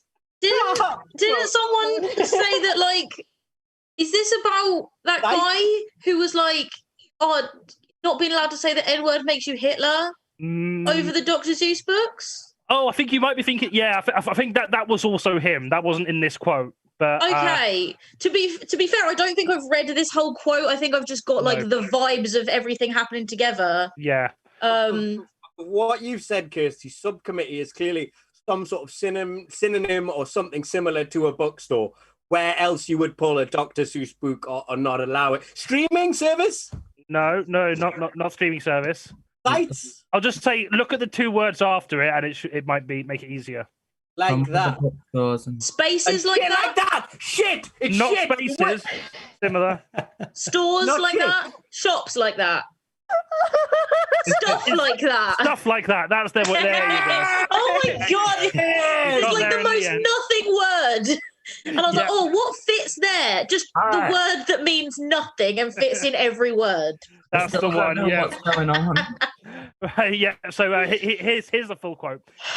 They are just too much for anybody to even be allowed to buy. They're being yanked down from all the bookstores and stuff like that. It's just too much. It's too evil. So you can't go on eBay and buy it. Too evil. But you can and must applaud the sexual degradation of Cardi B and Megan Thee Stallion simulating sex together on the Grammys. This is a perfect example. You must celebrate it. In fact, if you don't celebrate it, then you're actually a bad person. That is the official left line, by the way. If you don't celebrate Cardi B and Megan Thee Stallion at the Grammys, you're basically a Tory. And you kind of like don't love people. You're actually not nice. This is the perfect example, you guys. This is the frontman of the Christian rock band Skillet complaining about the Dr. Seuss books being no longer printed due to racial stereotypes, being no worse than two women pretending to have sex in performance of a popular song about women having sex. Who says Christian rock is dead? Wonderful. I think you knew who that was because he did also do this weird thing where like he compared. Yeah, to Hitler, or like when he didn't, but he brought up Hitler. Something like that. Yeah. So I'll give you the full 3 points for that. Katie, your team. Woo! As is tradition, Thom gets the slightly shorter one. So well, you. I still think this is rude. To be fair, I think this one actually has. It might possibly have more words to change, even though the whole thing is short. So anyway, this one is in your antelope reprobate last Yobbo, 268 pairs. Do you know how many uprise flamingos featured in any of the Gravedigger on those glossy pairs? Always good to see the uprise jailbreak flying. I think in a 268 pair reprobate about the BBC, the British brooch corruption my consumers would expect to see probably more than one flamingo appearing. Well, before we crack on, I just want to say I think it's a shame that she wasn't called Megan Thee Staple. Because then WAP would have stood for wrinkled A3 paper. So... This one, I feel like I don't know what it's about, but I feel like I can work out a few of the words that are getting replaced here. So is it like annual report? Annual report, that's right, yes. 200, last year. Last year, yep. 268 pages. That's the one. Do you know how many? Oh, I don't know that. Oh, so then the other is glossy pages. Yeah. Are we doing vintage here? Is it the Chilcott report? Union Jack. This is not the Chilcott report. No, again, this is from the last month. So it's definitely like Uprise Jailbreakers Union Jack for Union. Oh yeah. Yep. Uprise Jailbreak is Union Jack. Yep. Is British Bruce Corruption? Is that British Broadcasting Company? Corporation, but corporation. Yes. Sorry, I'll give you that because you blew it, Red. No points for you. No. So my constituents. Yep. Yeah. Ooh, so it's an MP. Yep. Flamingo is fascist. Would like to see more than one fascist. No, fair. I can see your logic. Flag. That's the one. Is it female? No, it's flag. Oh, sorry. any of the grave digger on those glossy? So yeah, I think it's just Gravedigger and Uprise Flamingos you need to get now, and you already know what Uprise is, so that one should be obvious. Union flag. Union flag, yep. So you need to get Gravedigger, and then that's your 2 points. Good. In any of the good on those glossy pages. Yeah. Gloss. Gloss. Is it gloss? It's not gloss. Pages are glossy. Yeah, I know. He's already said glossy later. Oh. Does it begin with a G? Is it like the same letter? Yes. It begins with a G. It begins with a GR, in fact. Oh. Girls. Gravity. It begins with a GR, girls. Riddle. If you take the vowels out of girls, then it's GR. It does. It's just riot girl format. Yeah, exactly. Yeah. Go on, Gravedigger's the last one you need to get, and then if you can tell me who said it, you get the full 3 points. Gravel. Not gravel. Gossip? Nope. Gratuity. Nope. Any of the Grandiosity. Not grandiosity. Grotesquerie. Not the word, but Greed, I think the it fits verb. in quite well. Not greed. grabs. Grebos. It's a GRA. The first 3 letters are right. The Gender Recognition Act. No. Grandma. I don't think you're going to get it. Granddad. You smash the granny out of those glossy pages. No, but I'm annoyed. I'm so annoyed. No, you cannot give us more time, Johnny. Okay, right. You can have another minute. Grapes. This better be good. Grain. No, it's not grain. Granules. Nope. Grandios. I said that. Gesticulation. Grandstanding. Nope. Oh, come on, that was good. Read it in context with the rest of the sentence. Do you know how many Union flags feature on those glossy pages? And any of the Gardens. Grasses? Like grass? Like No. The first syllable is almost right. Bragger. Okay, if you can tell me which MP this was, I will consider giving you the full 3 points. Was it Michael? Or even like where? Yeah, where is the MP for? Oh. Crawley. Sorry, that wasn't based on it. Take that. No. East Riding. No, I'm afraid not. Northeast? Jacob. It is in the. I think it's northeast. Yeah. Is it Jacob? No, northeast. Sorry. Yeah. I'll give you a clue. It is a man. I don't know. Right. Okay.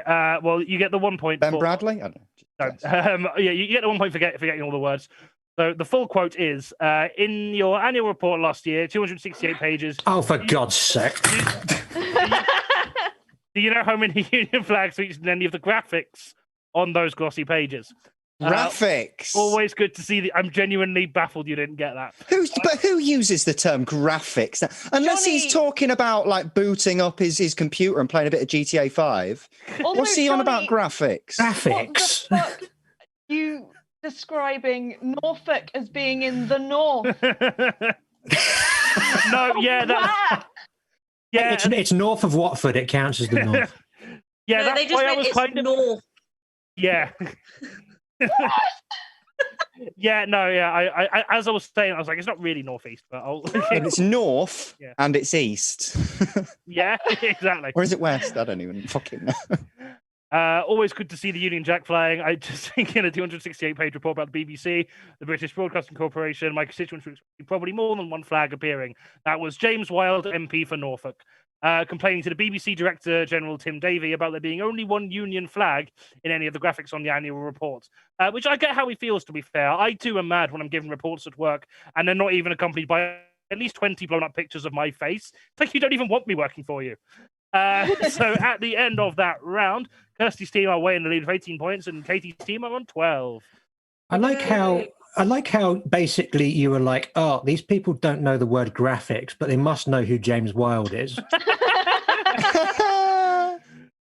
Yeah, I thought maybe you'd have better general knowledge that. Well, I figured you'd worked out what the person was mad about, so you might have remembered who said it. even if you couldn't remember the specific language. That's what I was going for. What I We also remember love that is, Norfolk isn't in the fucking north. No, We it don't is get not. a point for that, do we? what I also love as well is me and Jonny work for the same people. So if I got the annual report with Johnny's face all over it, that would be a great day at work. Ben, is there any way you could like wrangle your way into being the person that designs the annual report and just like sneak in pictures of Jonny on like the pages people ignore, like the inside cover and shit? What you should No. do is get Johnny's face and make it really, really small and use it as props.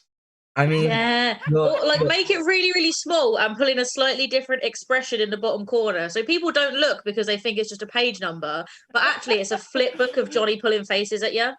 you had me at full stop. I will do what I can to get a high enough ranking so that I can put Jonny everyone's annual report. Everyone's. Doesn't matter who you are. Doesn't matter who you work for. Red. Andrew Taylor's just said, "Who uses the word graphics laments the person who guessed grandiosity twice." Yeah, that's an accurate. Yes, that's fair. Right. So next round is Dickhead of the Month. This is the round where we get each panelist 1 minute to make their nomination for who they think should be Dickhead of the Month. And I give points to whoever I think makes the best argument. So we're going to start off with Ben. If that's right, let me just get a timer up. Can my minute start when I've grabbed my dickhead? Yep, that'd be fine. Go grab your dickhead. Your minute, yes. TOS, Ben. A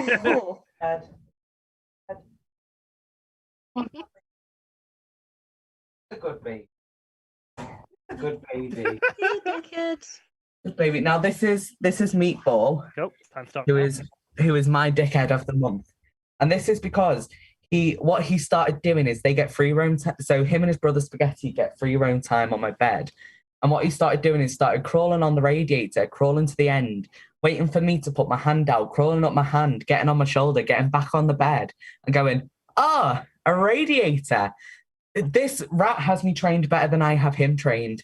Like, and I mean, don't get me wrong, I'm such a simp for them that I will happily do it. But like, it's just, he's such a dickhead of how he forgets that when he gets to the end of the radiator, there's nothing he can do. Isn't that right? Who's my dickhead? Come here, dickhead. Aww. Come on, dickhead. Right, there you go. That's my, look, he's not even facing the camera now. So he's like, fuck this shit. So that's my dickhead of the month. That's your dickhead. Lovely. With 8 seconds to spare. Nice. I'll be honest, he's too adorable for me to make that win, but Yeah, look at him, like, there you go. yeah, but he is cute. I mean, he's cute when I don't have to handle him. I'm sure if I had to deal with him, I may be persuaded otherwise. But we'll see what everyone else has said. So let's move on to Kirstie now. Kirstie, who is your dickhead? So my dickhead of the month is everyone who shared that story about Boris Johnson fucking Jennifer Arcuri. Oh, okay. Time for because that happened on my birthday, and thank you all for ruining my birthday with that mental image where all the headline was like, "Oh, we did it on the family couch," and it's like, fuck you, I was having a nice birthday. Like, worst birthday ever because of lockdown, but worst birthday ever because you made me think of that. And like, far less important personally, but probably more important generally, we all knew he was a lying, cheating piece of shit because he's literally living with his mistress after his wife kicked him out for cheating on her while she had cancer. Like, this isn't news.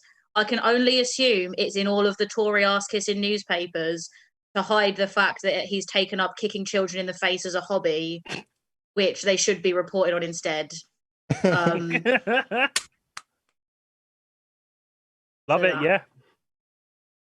6 seconds. You're all doing really well for time now. I'm enjoying it. Yeah, I'm so sorry. No, I'm so sorry that your second lockdown birthday has been ruined by will forever be associated with that. I do apologise. Right, who have we got now? Let's have Red next. Red, who's your dickhead of the month? I mean, I just had a quick one for this. I think it's quite difficult because I think we're all dickheads, aren't we, at the moment? I think we really are all pushing the boat in terms of how much of a dickhead we each can be individually.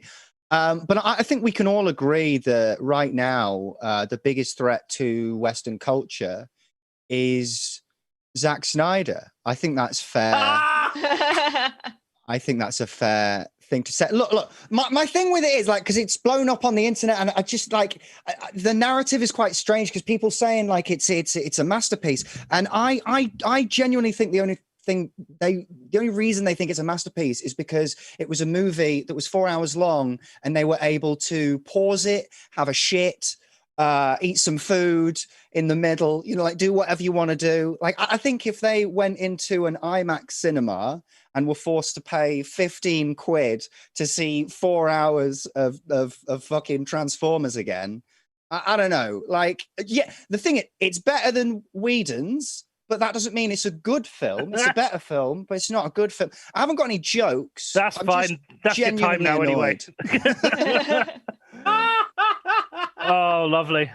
Yeah, I enjoyed that. I've seen really converse. Like, half of my Facebook are saying it's the best thing they've ever seen. The other half are saying that it is like either worse or just as bad as the original. So I've never seen either of them, so I have no horse in this race. But I've not seen anyone this divided since we became this divided as a nation. If I wonder if there is a clean cut between Leavers and Remainers on it. No, there probably won't be. But I suppose maybe if it's like equal on both sides, that can be the sort of glue that brings us back together. This is like, oh, we're not all so different. Some of us hate Zack Snyder. Hello.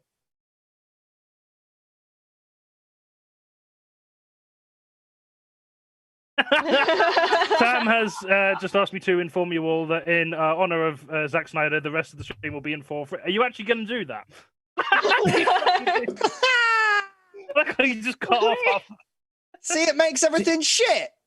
See, I knew that was coming. That's why I've been sat on this side of the frame for the entire show. Oh, wonderful. Has no one spotted Jonny in the middle there? Yeah, he's near red. Yeah. What? Yeah. They're just like chilling down there. I want one. That's not chilling. No, could I have a little Jonny, please, so I can go like that and kind of high five them? Yeah, sure. Okay, that can be the prize for winning this. We'll sort that out. Now it is. Oh, it was meant to be Thom, but he's not here. So Katie, we'll have your Dickhead of the month now. I'm looking forward to see what you've prepared for this. Okay. I've gone for the relatively low bar of my landlord, or not necessarily the people who let the house, or the landlord. Yeah. So it came with a car parking space, which has got a big bollard in it, which you can move if you have a key. We never got given the key, and they were like, "That's because it's not your car parking space." And I was like, "It clearly has our address spray painted onto the whole car parking space in letters as tall as I am, so it is." We've been back and forth, and they said, "Oh no, we've got a key. We'll send it to you." And we have this. It's a photocopy of the key.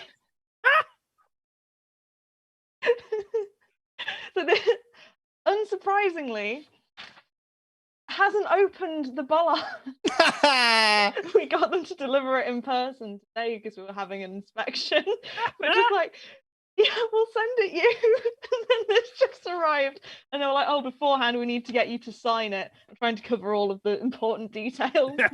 It's fine. The quality isn't good enough that we can read that to see. Yeah, You're fine. I mean, I'm so starved of people. Come over. I'm very close to doxing myself. I've got a garden, it's legal now. Wonderful. Like they've been insisted for 6 months that we don't have a car parking space, which is our address written on it, and then they're like, "Oh yeah, we do have a key. Here's a picture of it." Fuck you.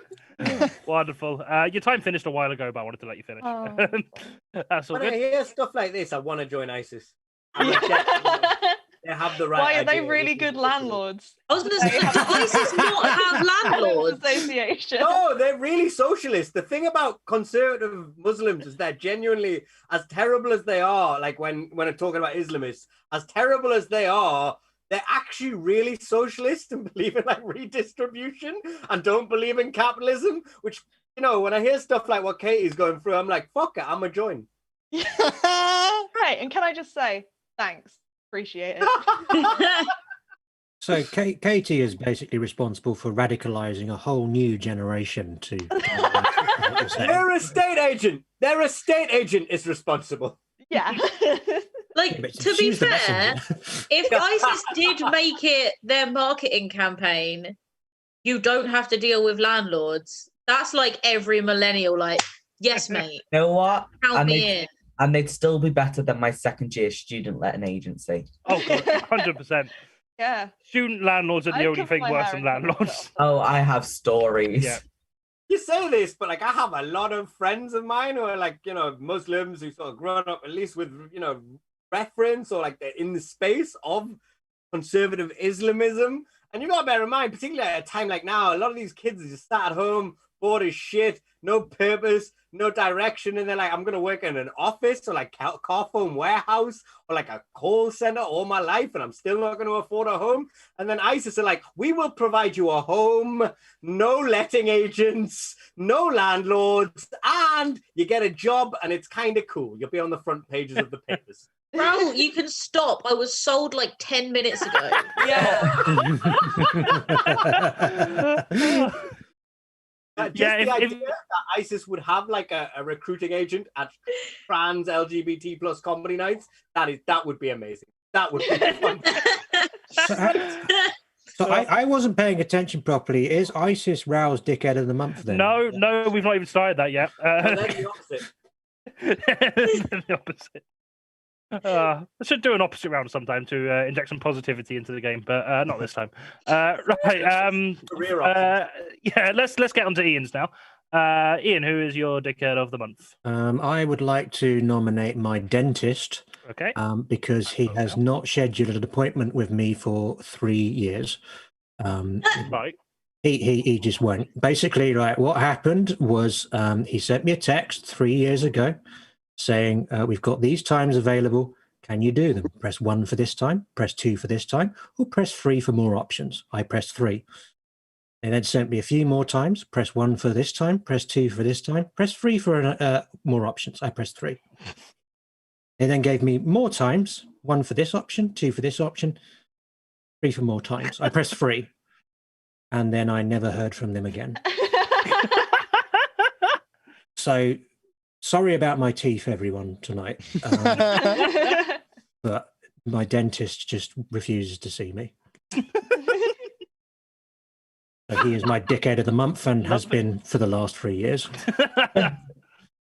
Wonderful. Have you been to the dentist? No. They haven't given him a time. Exactly. I'm still waiting, Raul. Still waiting for that text. Yeah. What if the building has disappeared? I mean, I don't think it was New Year's Eve, so it shouldn't have been jammed. Oh, wonderful. And last but not least, Raul, who is your dickhead of the month?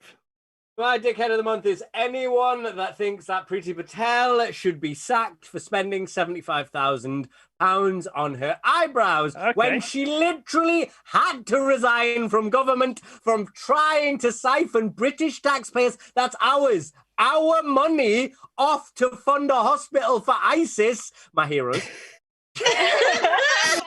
You fucking stupid cunts. Like, terrorism is way worse than sorting out your hairy forehead. Like, why is this not the most trending thing on Twitter? Besides, also, given I know how much my mother and sister both spend on threading their eyebrows, if that is what you deem the most sackable offence Priti Patel has ever done, you are without question racist and sexist to Indian women, whether you know it or not.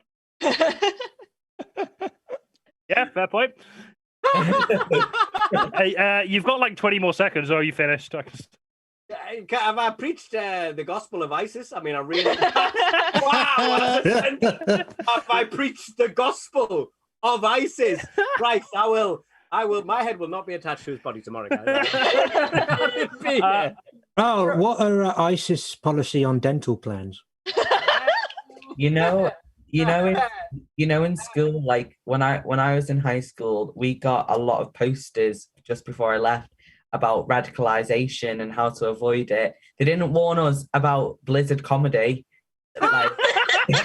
Like they didn't say, oh, you should be careful what websites you go on. And also, don't watch Jonny Collins in their show, because there's going to be some guests who are trying to encourage this. It's just not on the posters.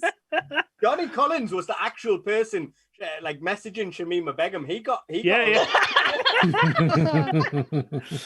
Yeah, if I want anyone to take anything home from this show, it's just join ISIS. That's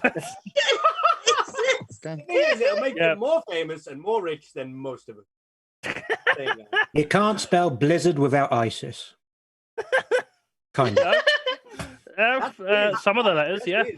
Completely different group. True. Right. I don't know how I'm going to score this one. I'm going to open up to the audience to vote.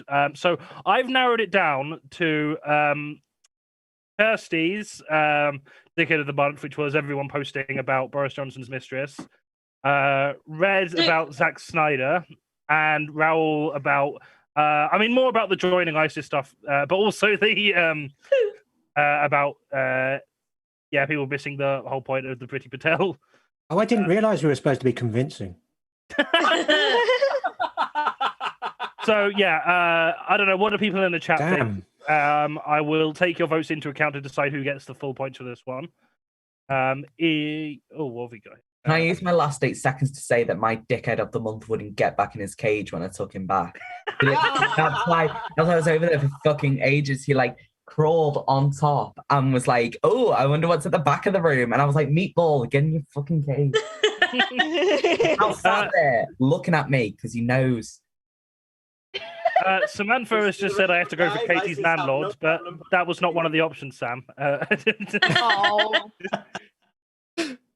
Hang on, did you say it's torn between me and Raul? You, Raul, and Red. I was going to say, we're on the same team. Yeah, if it was just you and Raul, it wouldn't matter. But, Oh, okay. Actually, Kirstie's my captain. I forgot about that. I was just about to say, give it to me. Kirstie doesn't. Can I just build off that one? She did this afternoon, but she's my captain, so fuck Red. Yeah, yeah. Oh, okay. I mean, if no one else votes, I'm just gonna use a random number generator. Wait, who's which number, just for transparency? Haven't decided yet. Oh. Right, everyone's voting for people who aren't the ones I narrowed it down to. So, Well, then let I don't know. Jonny, your taste fuck it. has ruined this whole round. Fuck it. Because two of them are on Kirstie's team, I'll give Kirstie's team the first place points, but I'll give Katie's team the runner-up points. At some points. Yep, you get some points indeed. So, Kirstie's team have still got a lead on you, but it's less impressive. We have had a comment saying you should vote for me, and not just because I'm saying that, but that is the only one that's been. Kirstie, I've literally already given you the. Why are you convincing me? You're not. We've now had 2 comments in the chat for Why my are you birthday. filibustering yourself? Is this a victory lap? Yeah. Right. I also really enjoyed that Charlie's reason for voting for me is I missed out on a quality piss up on her birthday because of this COVID mess. And like twice that's happened. Yeah. Right, at the end of that round, Kirstie's team are on 24 points and Katie's team are on 14. But all the points will be in the last couple of rounds, which will happen after this break because I really need a piss. Just a reminder, this is a Pay What You Want show. So if you have been enjoying what you've been seeing so far, or even if you haven't, to be honest, like we still need money. Please do donate to the PayPal link or subscribe to us on Patreon. Either way, your money will be going. Yes, so I'll be back momentarily once I finish my piss. have fun. I will. Everyone else going. How you doing, Katie? I'm all right. Yeah. How are you? I'm all right. Yeah. Like funny old time, isn't it? Yeah. Been exercising a lot, so I'm a bit achy. Terrible saying. I mean, you must have legs of absolute steel, right? Yeah, I can make my thighs dance like Terry Crews's pecs. It's amazing. Oh my god. Like, tell you what, like it wasn't that bad because obviously I've been delivering with the food hub for like a year. Yeah. So I was already out a fair bit. Like I had to do basically what I was doing for the food hub again in my spare time. But it's like that worked out all right. And I did not, given it's March, I only got rained on like twice. That's all right. And like I was, although tell you what, worst bit. Fun fact: I'm allergic to sunlight. I'm allergic to UV rays, and basically all that means is that for the first couple of days of like bright sunshine every year, like instead of getting like a tan, I'll like break out in hives. True. And that's happened this week. And every year I forget. And every year I'm like, oof, why am I so itchy? Oh yeah, it's sunny out for the first time in 4 months. And I have to get back on the antihistamines for a week or two. Weird up for London, based. Yeah. Yeah. So in Nottingham, it's been like 20 degrees for the past few days, but in Derbyshire, it's been. Yeah. Tell you what, so it's been 22 yesterday, the day before, supposed to be 22 again tomorrow, supposed to snow on Sunday. I can't even comprehend it. I've got sunburn because I'm not used to it, and because I was like, I'm going to work outside, and then I had a great time. But I've just got my crop top completely burnt into me. I had like a big pendant necklace on. I don't know. I've got like a little white circle there. Yeah. Oh my god. It doesn't hurt at all, but it's just embarrassing. So I've got to wear like stuff which covers it. So I wear gloves when I ride my bike. I wear fingerless gloves because like it protects my knuckles and my palms from the wind and my handlebars. But it leaves my fingertips free to like check my map on my phone. It's really useful. But all of last summer, like I had like pasty white palm, brown forearm, and like brown fingertips. And I don't know if you can see, but I'm already starting to get it just from the past 3 days. And I'm like, this is 2 days of sun. I'm gonna look fucking stupid again all year. Get some henna, because isn't it like a traditional henna thing to have your fingertips brown? So if you get some rest of your hand hennaed, you've got a kind of plausible deniability for it. Like I could just tell. That's the thing though. Last year it happened, and people were like, why is there such a sharp line between like how brown your arm is and how white your hand is? And I was like, oh, I wear gloves when I ride my bike, and people are like, why don't you just not do that? I'm like, excuse me, like my poor sensitive skin needs those gloves. They've got in Nottingham, they're trialing out these like rent e-scooters, and they're the most. I really like using them, but I don't know how it's legal. You need a provisional license, no training. They go 25 miles an hour. And you're not allowed to go on pavements. You have to go on the roads with the double-decker buses. I've nearly died multiple times, but they're really that doesn't sound safe. It really isn't. We have them on the university campus. Oh, are they like the wind ones, which are bright yellow? No, the lime, I think they're called. And it's like you pay like £1, and then it's like 15p for every like minute or mile that you're on it. And that was ours is 12 pence. Well, this one was like I was on it and I was proper like zooming, and I was like, oh my god, this is it. Yeah. Like the only time I go to full speed is there's a hill right before you get to my house with a kind of dropped curb, and I was like, okay, go to 23 miles an hour. I've got my little helmet on. I'm sure if I come off surrounded by buses, I'll be fine. Like they're really popular and they're really useful. But God, they terrify me. But I went on one in like back in January when it was freezing, and I've got really bad hand circulation. And I was on one, and my hands just got too cold, and they stop working when they get too cold, and so I had to kind of like try and prise my thumb off of the thing and try and get it to break. It was terrifying. I need to wear gloves. Big recommend like a good pair of gloves, because just like they are lifesavers in every weather. I got some nice ones for Christmas, waterproof. I didn't realize they were. They're kind of like synthetic furry.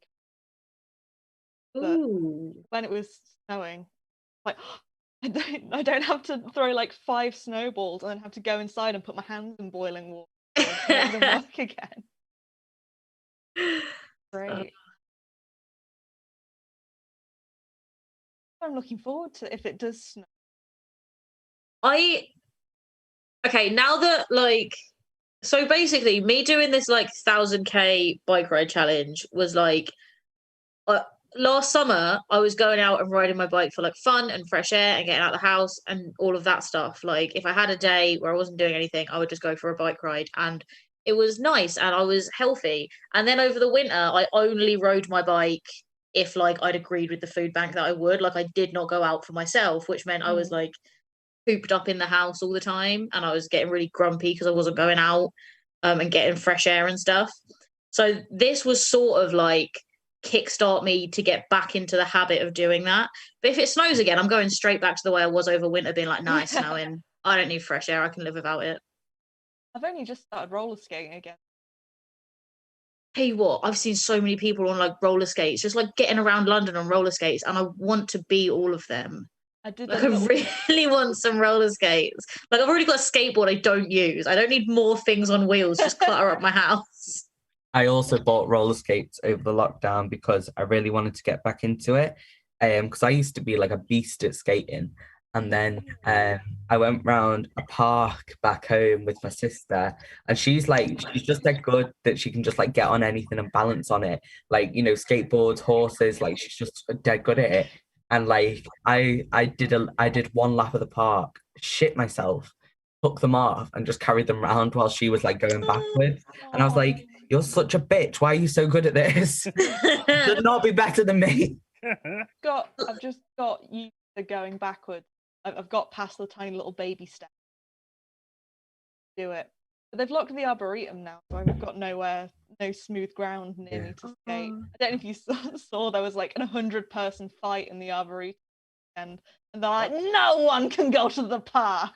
Oh, no. I'm just like, please, I want to skate. And they're like, no, you'll fight up to 99 other people. We know you will. We used to go to Wigan to roller skate, which is just depressing.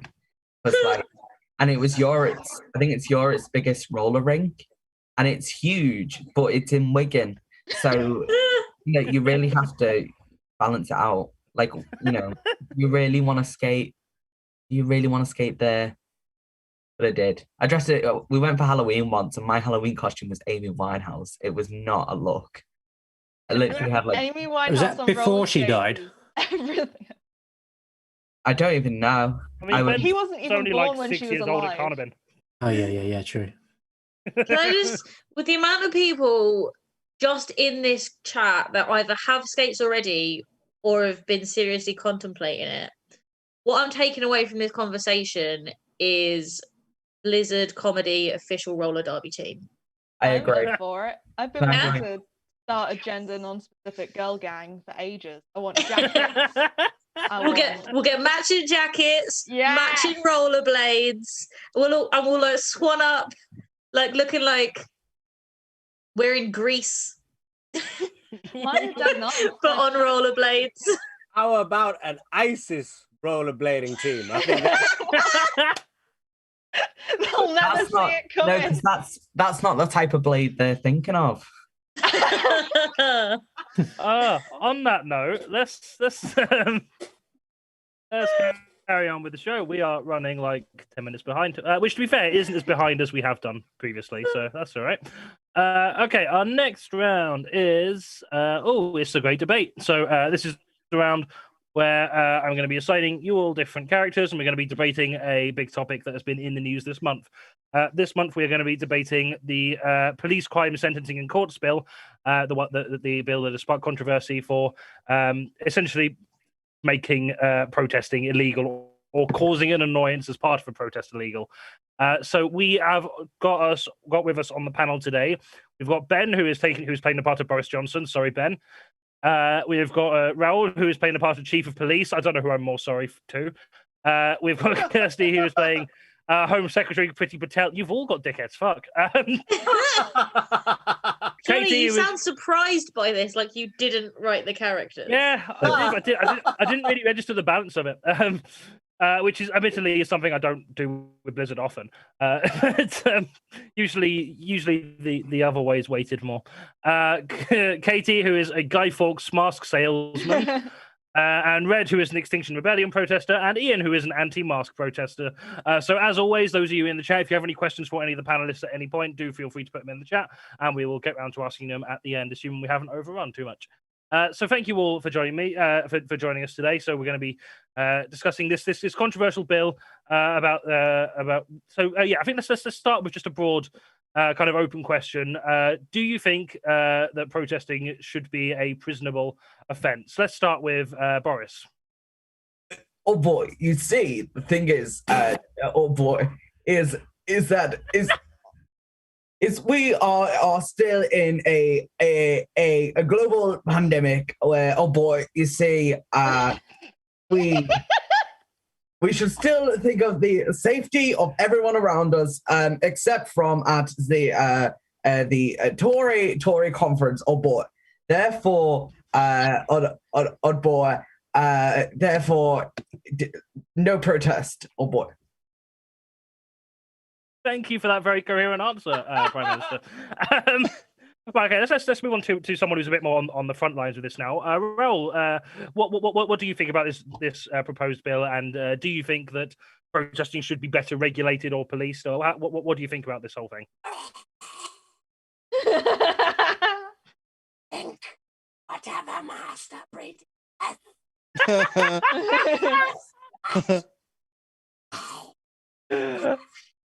Okay, well, on that note, let's move over to Master Pretty. How are you feeling about this bill? Of course, we're not going to pretend there aren't problems on both sides. But when people get violent, we can't have that treated as a meaningful way of voicing your opinions. It's childish. The solution to the problems on both sides is for my side to be granted the state-sanctioned right to brutalize whomever they please, and for the rest of you to shut the fuck up and do as you're told. Okay.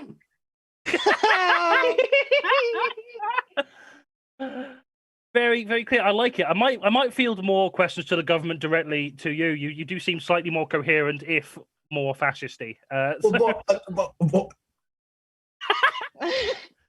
Okay. Well, let's move on to something from the other side now. So, Red, I understand you take part in quite a lot of environmental protests. How are you feeling about this the possible introduction to this bill? Does it make you nervous? How are you feeling? Well, I don't think that people should face prison for causing an annoyance. Look, I don't even think I should be asked to leave the dinner table for causing an annoyance. I don't care if I do chew loudly. I didn't choose for you to be my stepdad, Steve. Okay, yeah. Reasonable point. Now, Ian is a protester for a rather different cause. How are you feeling about this whole situation? Well, if you think about it, like the road is kind of like the city's face, and if a lot of people congregate on it at the same time, then that kind of constitutes a mask. So I'm kind of in favour of the bill because it would stop protests from covering the mask of the city. Having said that, it would stop me from being able to protest about the oppressive regime of trying to put face bras on everyone. But it's a price I'm willing to pay for the larger face of humanity.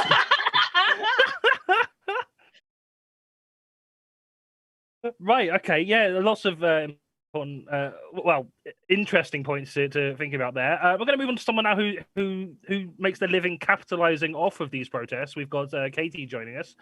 How are you feeling about this bill, and how would this how would this affect you? Well, we're out of stock at the moment, which So there we are. But one Good. thing I do have to say is, voila, in the view of the humble vaudevillian veteran, cast vicariously both as victim and villain by the vicissitudes of fate, this visage, no mere veneer of vanity, is a vestige of the vox populi, now vacant, vanquished. However, this valorous visitation, like the film, the Viking vexation stands vivified as it vows to vanquish these venal and virulent vermin.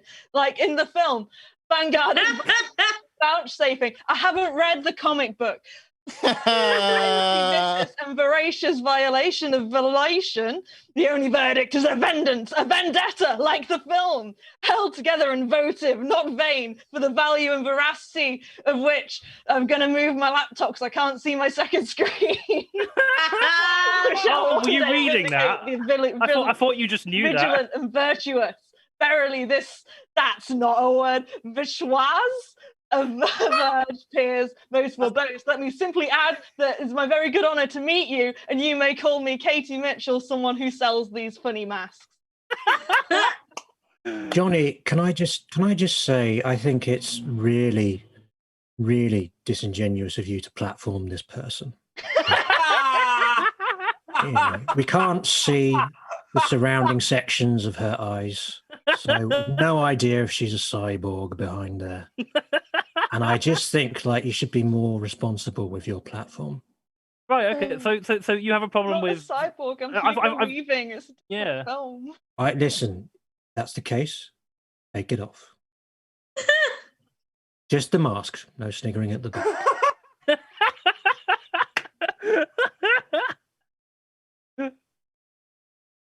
Well, oh. Oh, technology is wonderful. Way too competitive to really be able to credit how good their individual impressions were. They were all really good. They're fucking great. Yeah. The chief of police, I would beat the fuck out of all of you right now. Oh, that means a lot. Honestly, that really goes to my heart. Oh, you would say that.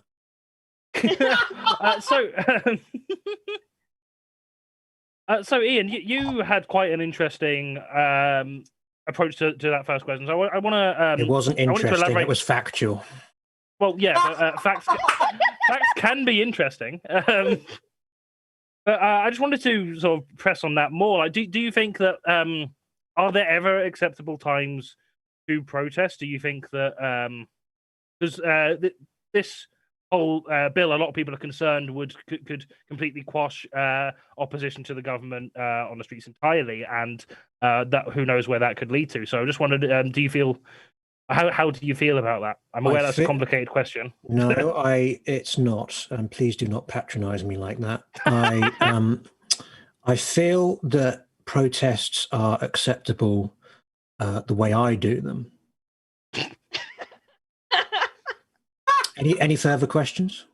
No, yeah, that's fine. I just want to give Red a chance to respond to that. So, how do you feel about the gentleman claiming that only his protests are legitimate? Look, I just think good luck getting me off the streets. Mum can't even get me out of the house. I don't need luck. I'm not sure if that's I'm not sure if that's terrifying or sexy. I'll get back to you on that. Could you make it quick, please? Yeah, definitely sexy. Okay, let's. I don't know if Raul, Chief of Police, is going to be authorized to answer these questions, but I just want to attempt to. Feel that same kind of question to you. How do you feel about a blanket ban on protest? Do you think that there's problems with that, or do you think it would be more problematic to pick and choose which protests are allowed? Surely it would be easier just to let them happen within reason, obviously. If this was a live gig, I don't know who the fuck you think you are asking me questions. I would beat the shit out of. But as it's a virtual gig, questions they're not allowed, mother, are they? Okay. Well, we'll feel that to you then, Pretty. We can't have people behaving like thugs. That's no way to voice your problems. And I mean, if you're causing a nuisance, people aren't going to want to listen to you. And, you know, that can be if you're making noise complaints or just saying things I don't want to hear. I don't care about your human rights. Please be quiet.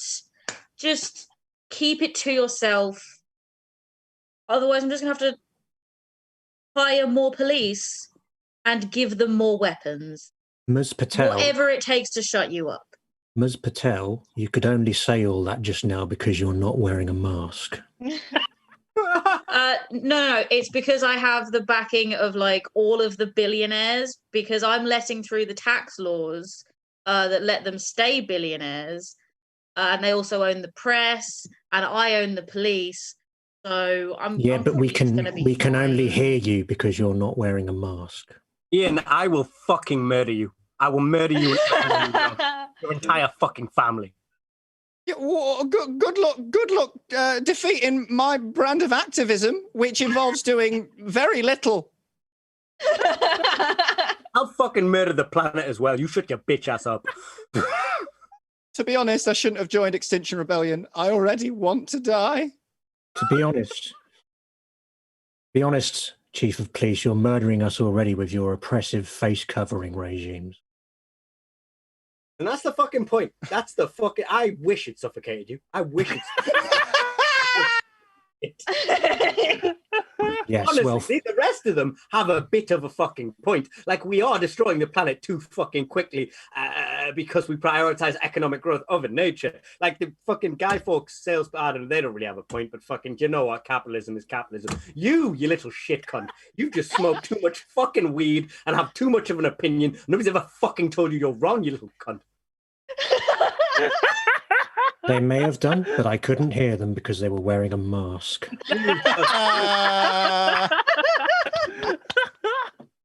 You just never ate arse for long enough, have you? You fucking virgin. I fail to see how that's relevant. I don't like it when mummy and daddy fight. Oh, this is a governmental dynamic I didn't want to be aware of. Fuck.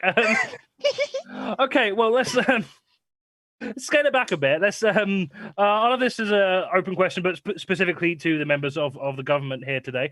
So if this bill goes through and you are going to be effectively banning a lot of forms of protest, how do you suggest people make their voices heard in times in times of need, or when they strongly disagree with something that you're doing?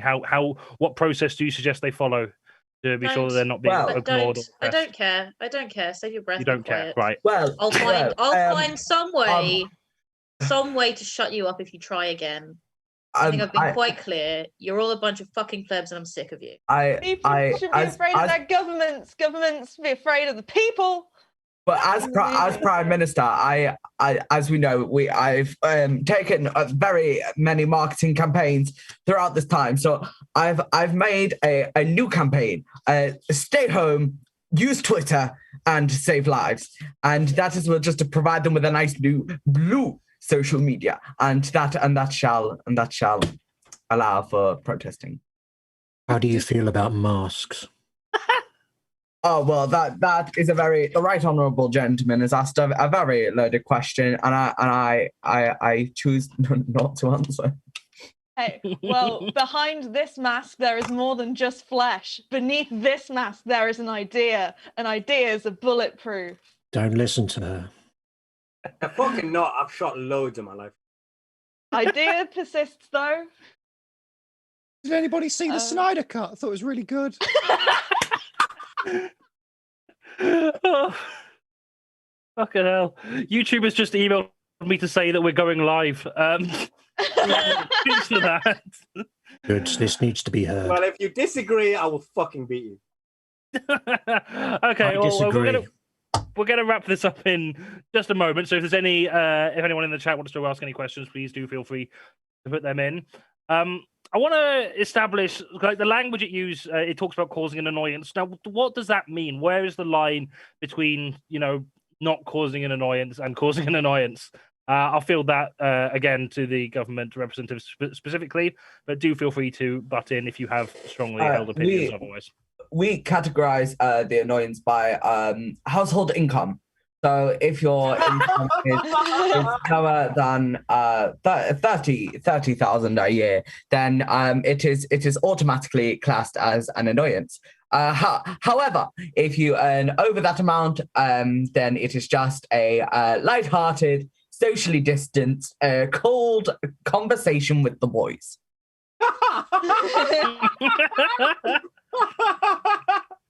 Anyone got anything to add to that? Yes. It should be stated that the more money you have, the more likely it is to cover your face. In a kind of Scrooge McDuck kind of way, when you dive into it, it's just there. No. Do you know what I think's a real annoyance? That the studio stifled Zack Snyder's creative vision. He's a genius. That's what he's doing. Oh, wonderful. Well, I think that's. I think we've not made any progress in the discussion, really, but we've definitely heard some loud opinions. Which, at the end of the day, is that I'm not allowing the narrator to mask the narrative. Is that not what democracy is all about? Okay, I am surprisingly anti-mask. Like, knowledge, like air, is vital to life. Like air, no one should be denied it. Don't wear a mask. I've been off air for 3 years, but I choose. Is that thanks to the dentist? Yes. Okay, I'm definitely giving Ian the full points for that one, and I'm going to give Raul the runner-up points. That exchange was absolutely wonderful. I really enjoyed that. Everyone was fucking great this time, but you just weren't quite as convincing or repetitive as Ian, and that apparently makes me laugh. So we'll go with that. Okay, finally, my special skill pays off. So at the end of that round, Kirstie's team are on 26 and Katie's team are on 20. You can still win, but it is unlikely. Our final round is things that would be funny if they happened, but they didn't, which is by no means remotely similar to another popular panel show's final game. What we're going to do this round is we're going to be giving the panelists some suggestions of scenarios, and they have to come in with things that would be funny if they happened in that scenario. Could I spell it out anymore? You know how it works. So this is a free-for-all round. Points are uncapped, so you can or as few as I deem worthy to have. So the first topic is. Hey, wait! There's a team member missing. We're Raul-less. We're Raul-less. Oh no! Well, we'll have to wait for Raul then. He got swallowed by his bed. Yeah, we'll have to sit in silence. No, that's fine. We can wait for him. Oh, how about them toasters? Gives Katie some more time to prepare. I can tell a fun fact. You want a fun fact? Yeah, we'll have a fun fact. Why not? You can have 1,296 orgasms on your way to the moon. That's the thing, Tommy Robinson. Yep. Oh, here he is. Nice one. Nice one. How was that an excuse? Real mock the week. Yep.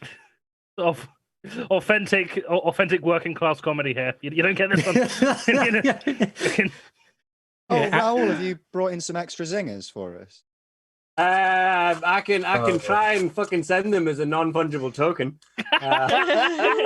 It'll cost you fucking £10 per wing, but I will send you the same thing Katie got, but with wings instead of keys. Just send me £10, man. I'll send you that photocopy. No problem whatsoever. I think Mock the Week are definitely missing a trick, though. You know, I'd like to see Hugh Dennis doing his Queen impression while tucking into a bargain bucket. Like, I think that would just give it an extra edge. Oh, absolutely. You want to see a proper magic trick, though? Yeah. Go on. I don't know why, but my dad's glasses. It's so you can see the chicken better. Right. Did your dad go out and get KFC, or was that on like Uber Eats? Because he was coming home from his corner shop, because I literally live a stereotype. And his corner shop is right next to a KFC. So I sent him a message, like, I'm really hungry. The show's going to end soon. Can you bring me a KFC? He came home a little bit earlier than I was anticipating. That's it. To be fair, the show was meant to have ended now, so that's yeah. So I'm not that much of a shitbag. No, you're not. Just like chicken. Right. So yeah, last round. So yeah, this is things Tommy Robinson should not say in court. Take it away. Hello, I'm Tommy Robinson. I mean, yeah, that is lying. Hello, I'm Tommy Robinson, heir to the Robinsons Ribena estate and fortune. You're right now, black in the Union Jack, but there is some white up my nose, Your Honour. Is he Australian? Yeah. Hey, that is racist. Don't know how. Against Tommy Robinson. Against Tommy Robinson, exactly that. He is literally a minority. He is one person. Can you remind me which trial is this? Is it the domestic violence, fraud, or drug possession? I've lost track of the calendar. My boyfriend's uncle trains Tommy Robinson. It's not funny. It's just a fact. It would have been weird if Tommy Robinson said that. Does he keep shitting in the corner or something? That's it. There was nothing funny about it. It was just a fact. Your boyfriend's uncle needs to like invest in a shock collar for like every time Tommy Robinson says something racist. Well, from a rhetorical perspective, Tommy Robinson shouldn't say anything that doesn't help his case. He should analyse the charges that have been levelled against him, look for any potential weaknesses in their logic, and then just forensically attack them until he's got the upper hand. Yeah, maybe you shouldn't say that in court. Well, Your Honour, I can't explain the £75,000 I've spent on eyebrow threading. Why do all these people with ACAB tattoos dislike me? I punched a cop.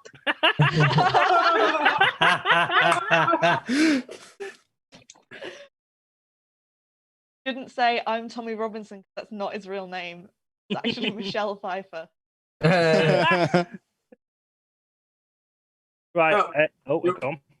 Well, Your Honour, opening the Volkswagen factory was something they don't really credit Hitler enough for, if you ask me. I always wondered who the third Cray twin was. Okay, next one. Bad auditions for a new Good Morning Britain host. Oh, sorry, I'm not really a morning person. Damn it, I had that I'm one. Tommy Robinson, but my real name is Michelle Pfeiffer.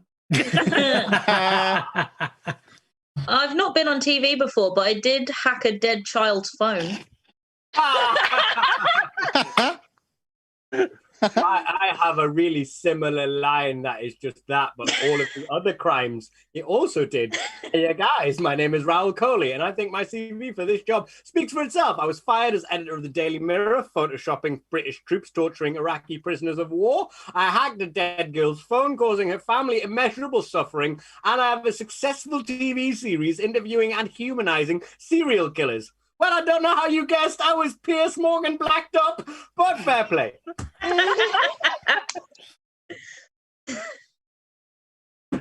I think they should do a new spin on it, and they should rename it. So it should be Welcome to Good Morning Shitten, where we look at all the shittiest things to happen on this shite island of shit within which we live.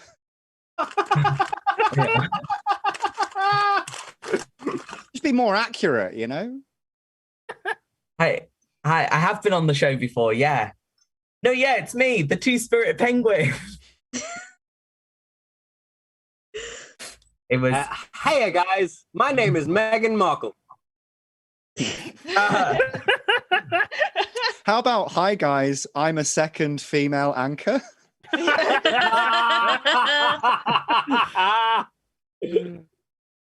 Hello, I had all my opinions surgically removed before the audition. Shall I crack on?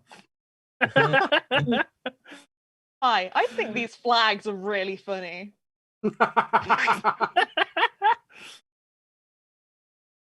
Okay, next one. Unlikely pitches for a new BBC comedy to replace the MASH report. Hi, I'm Jeff Norcott, and this is the Fash Report. Yeah. The Slash report, an hour of people pissing whilst the Guns N' Roses guy watches.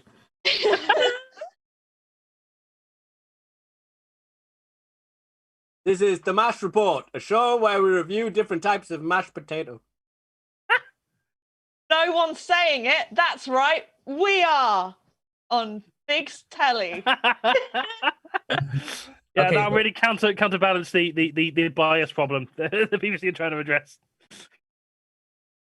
Bring back the Cook report. Go on, Ben. It's your destiny.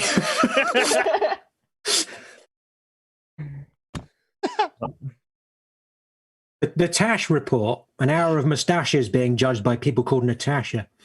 The I've got the Gash report, an hour, never mind. Might be. Sorry, no, I was about to say the same thing. What was Hello, it? What was and it? welcome to the Rash Report, which is embarrassing bodies but repackaged more politically correctly. What about the MASH Deport? It's just a live feed at the deportation centre. I just think it's fitting within BBC's whole thing at the moment. I don't know. Welcome to the MASH. It was the Monster Mash. It was a great. Oh, now you know the boomer stuff. That's the song that they play at like my year 5 discos. Oh man, that's That was way what cooler was than that? we had. That was 2005. 2000. Can we just talk for a minute about the Monster Mash, right? No one actually knows what the song The Monster Mash sounds like, because that song is about the Monster Mash and all the monsters dance into it. It's like Like, tribute. We've never from, actually It is heard tribute, yeah. Oh yeah, Like, the Tenacious Monster D. Mash. And that is the pitch for the Monster Mash report. No, we go on a hunt finding the Monster Mash. No, that's the BBC 4 shit, and they're cancelling that. No, I'm sorry. I take somewhat of offence, or at least I completely reject this prospect as it's been put forward. No, that's ridiculous. That's like arguing that like we've never heard the cha-cha slide. We have, but we're also part of the cha-cha slide. Oh, is it like autobiographical then? So Maybe it's viral. the and cha-cha important. slide we made along the way. Yeah, exactly. It's like Frankenstein. We are the monsters. We're mashing. So, Raoul, are you saying that Wilson Pickett actually lived in a land of 1,000 dances? Who the fuck is Wilson Pickett? Oh God, not you as well. I'm not this random white guy. He sounds fucking lame. Okay, any more for that one?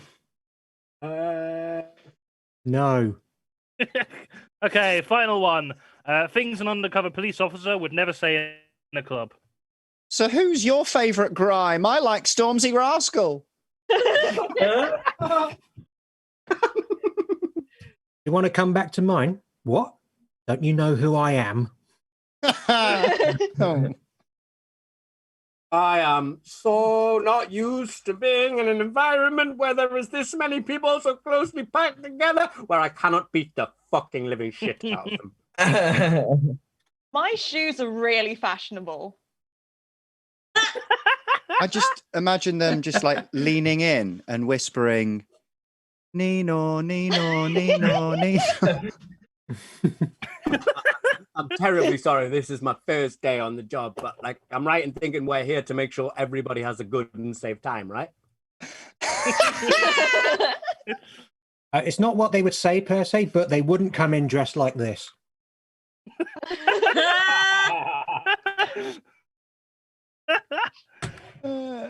No, I did not put anything in their drink.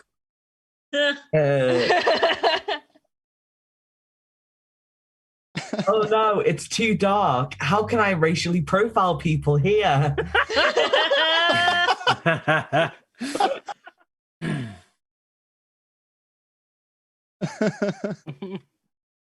A couple more minutes to get the last points in. I'm going to keep it there, mate. Hey, my name is McNulty. Just one for the fans of the wire there.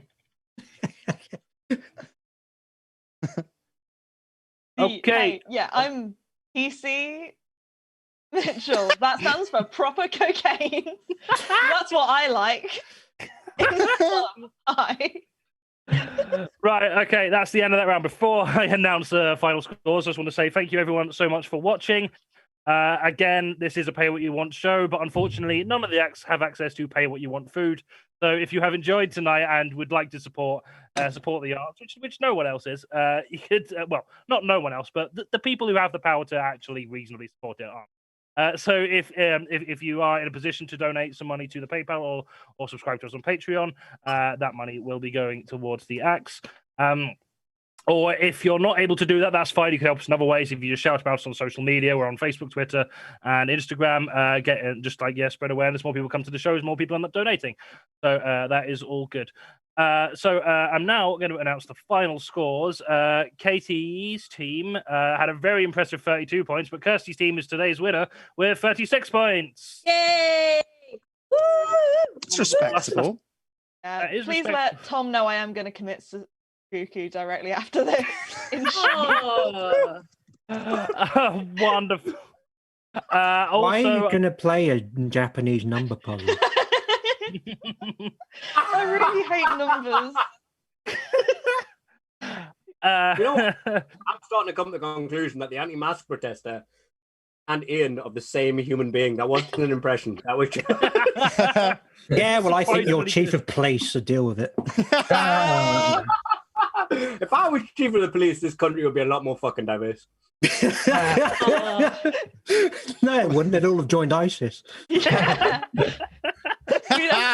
We'd have free housing, but at what cost? That was one thing I wanted to ask. Like, so if you get just the cost of bombing. ISIS, if I only get a bit into ISIS, can I get like a studio flat? Ooh, are there like tiers where like if you hand out leaflets, you get like a studio flat? Leaflets? If you like hand out leaflets. They're stood on the Royal Mile at the Edinburgh Fringe. You'll get that. You'll get a fringe student hall if you just do the flyering and so on and so forth. You really get the flat once you blow yourself up.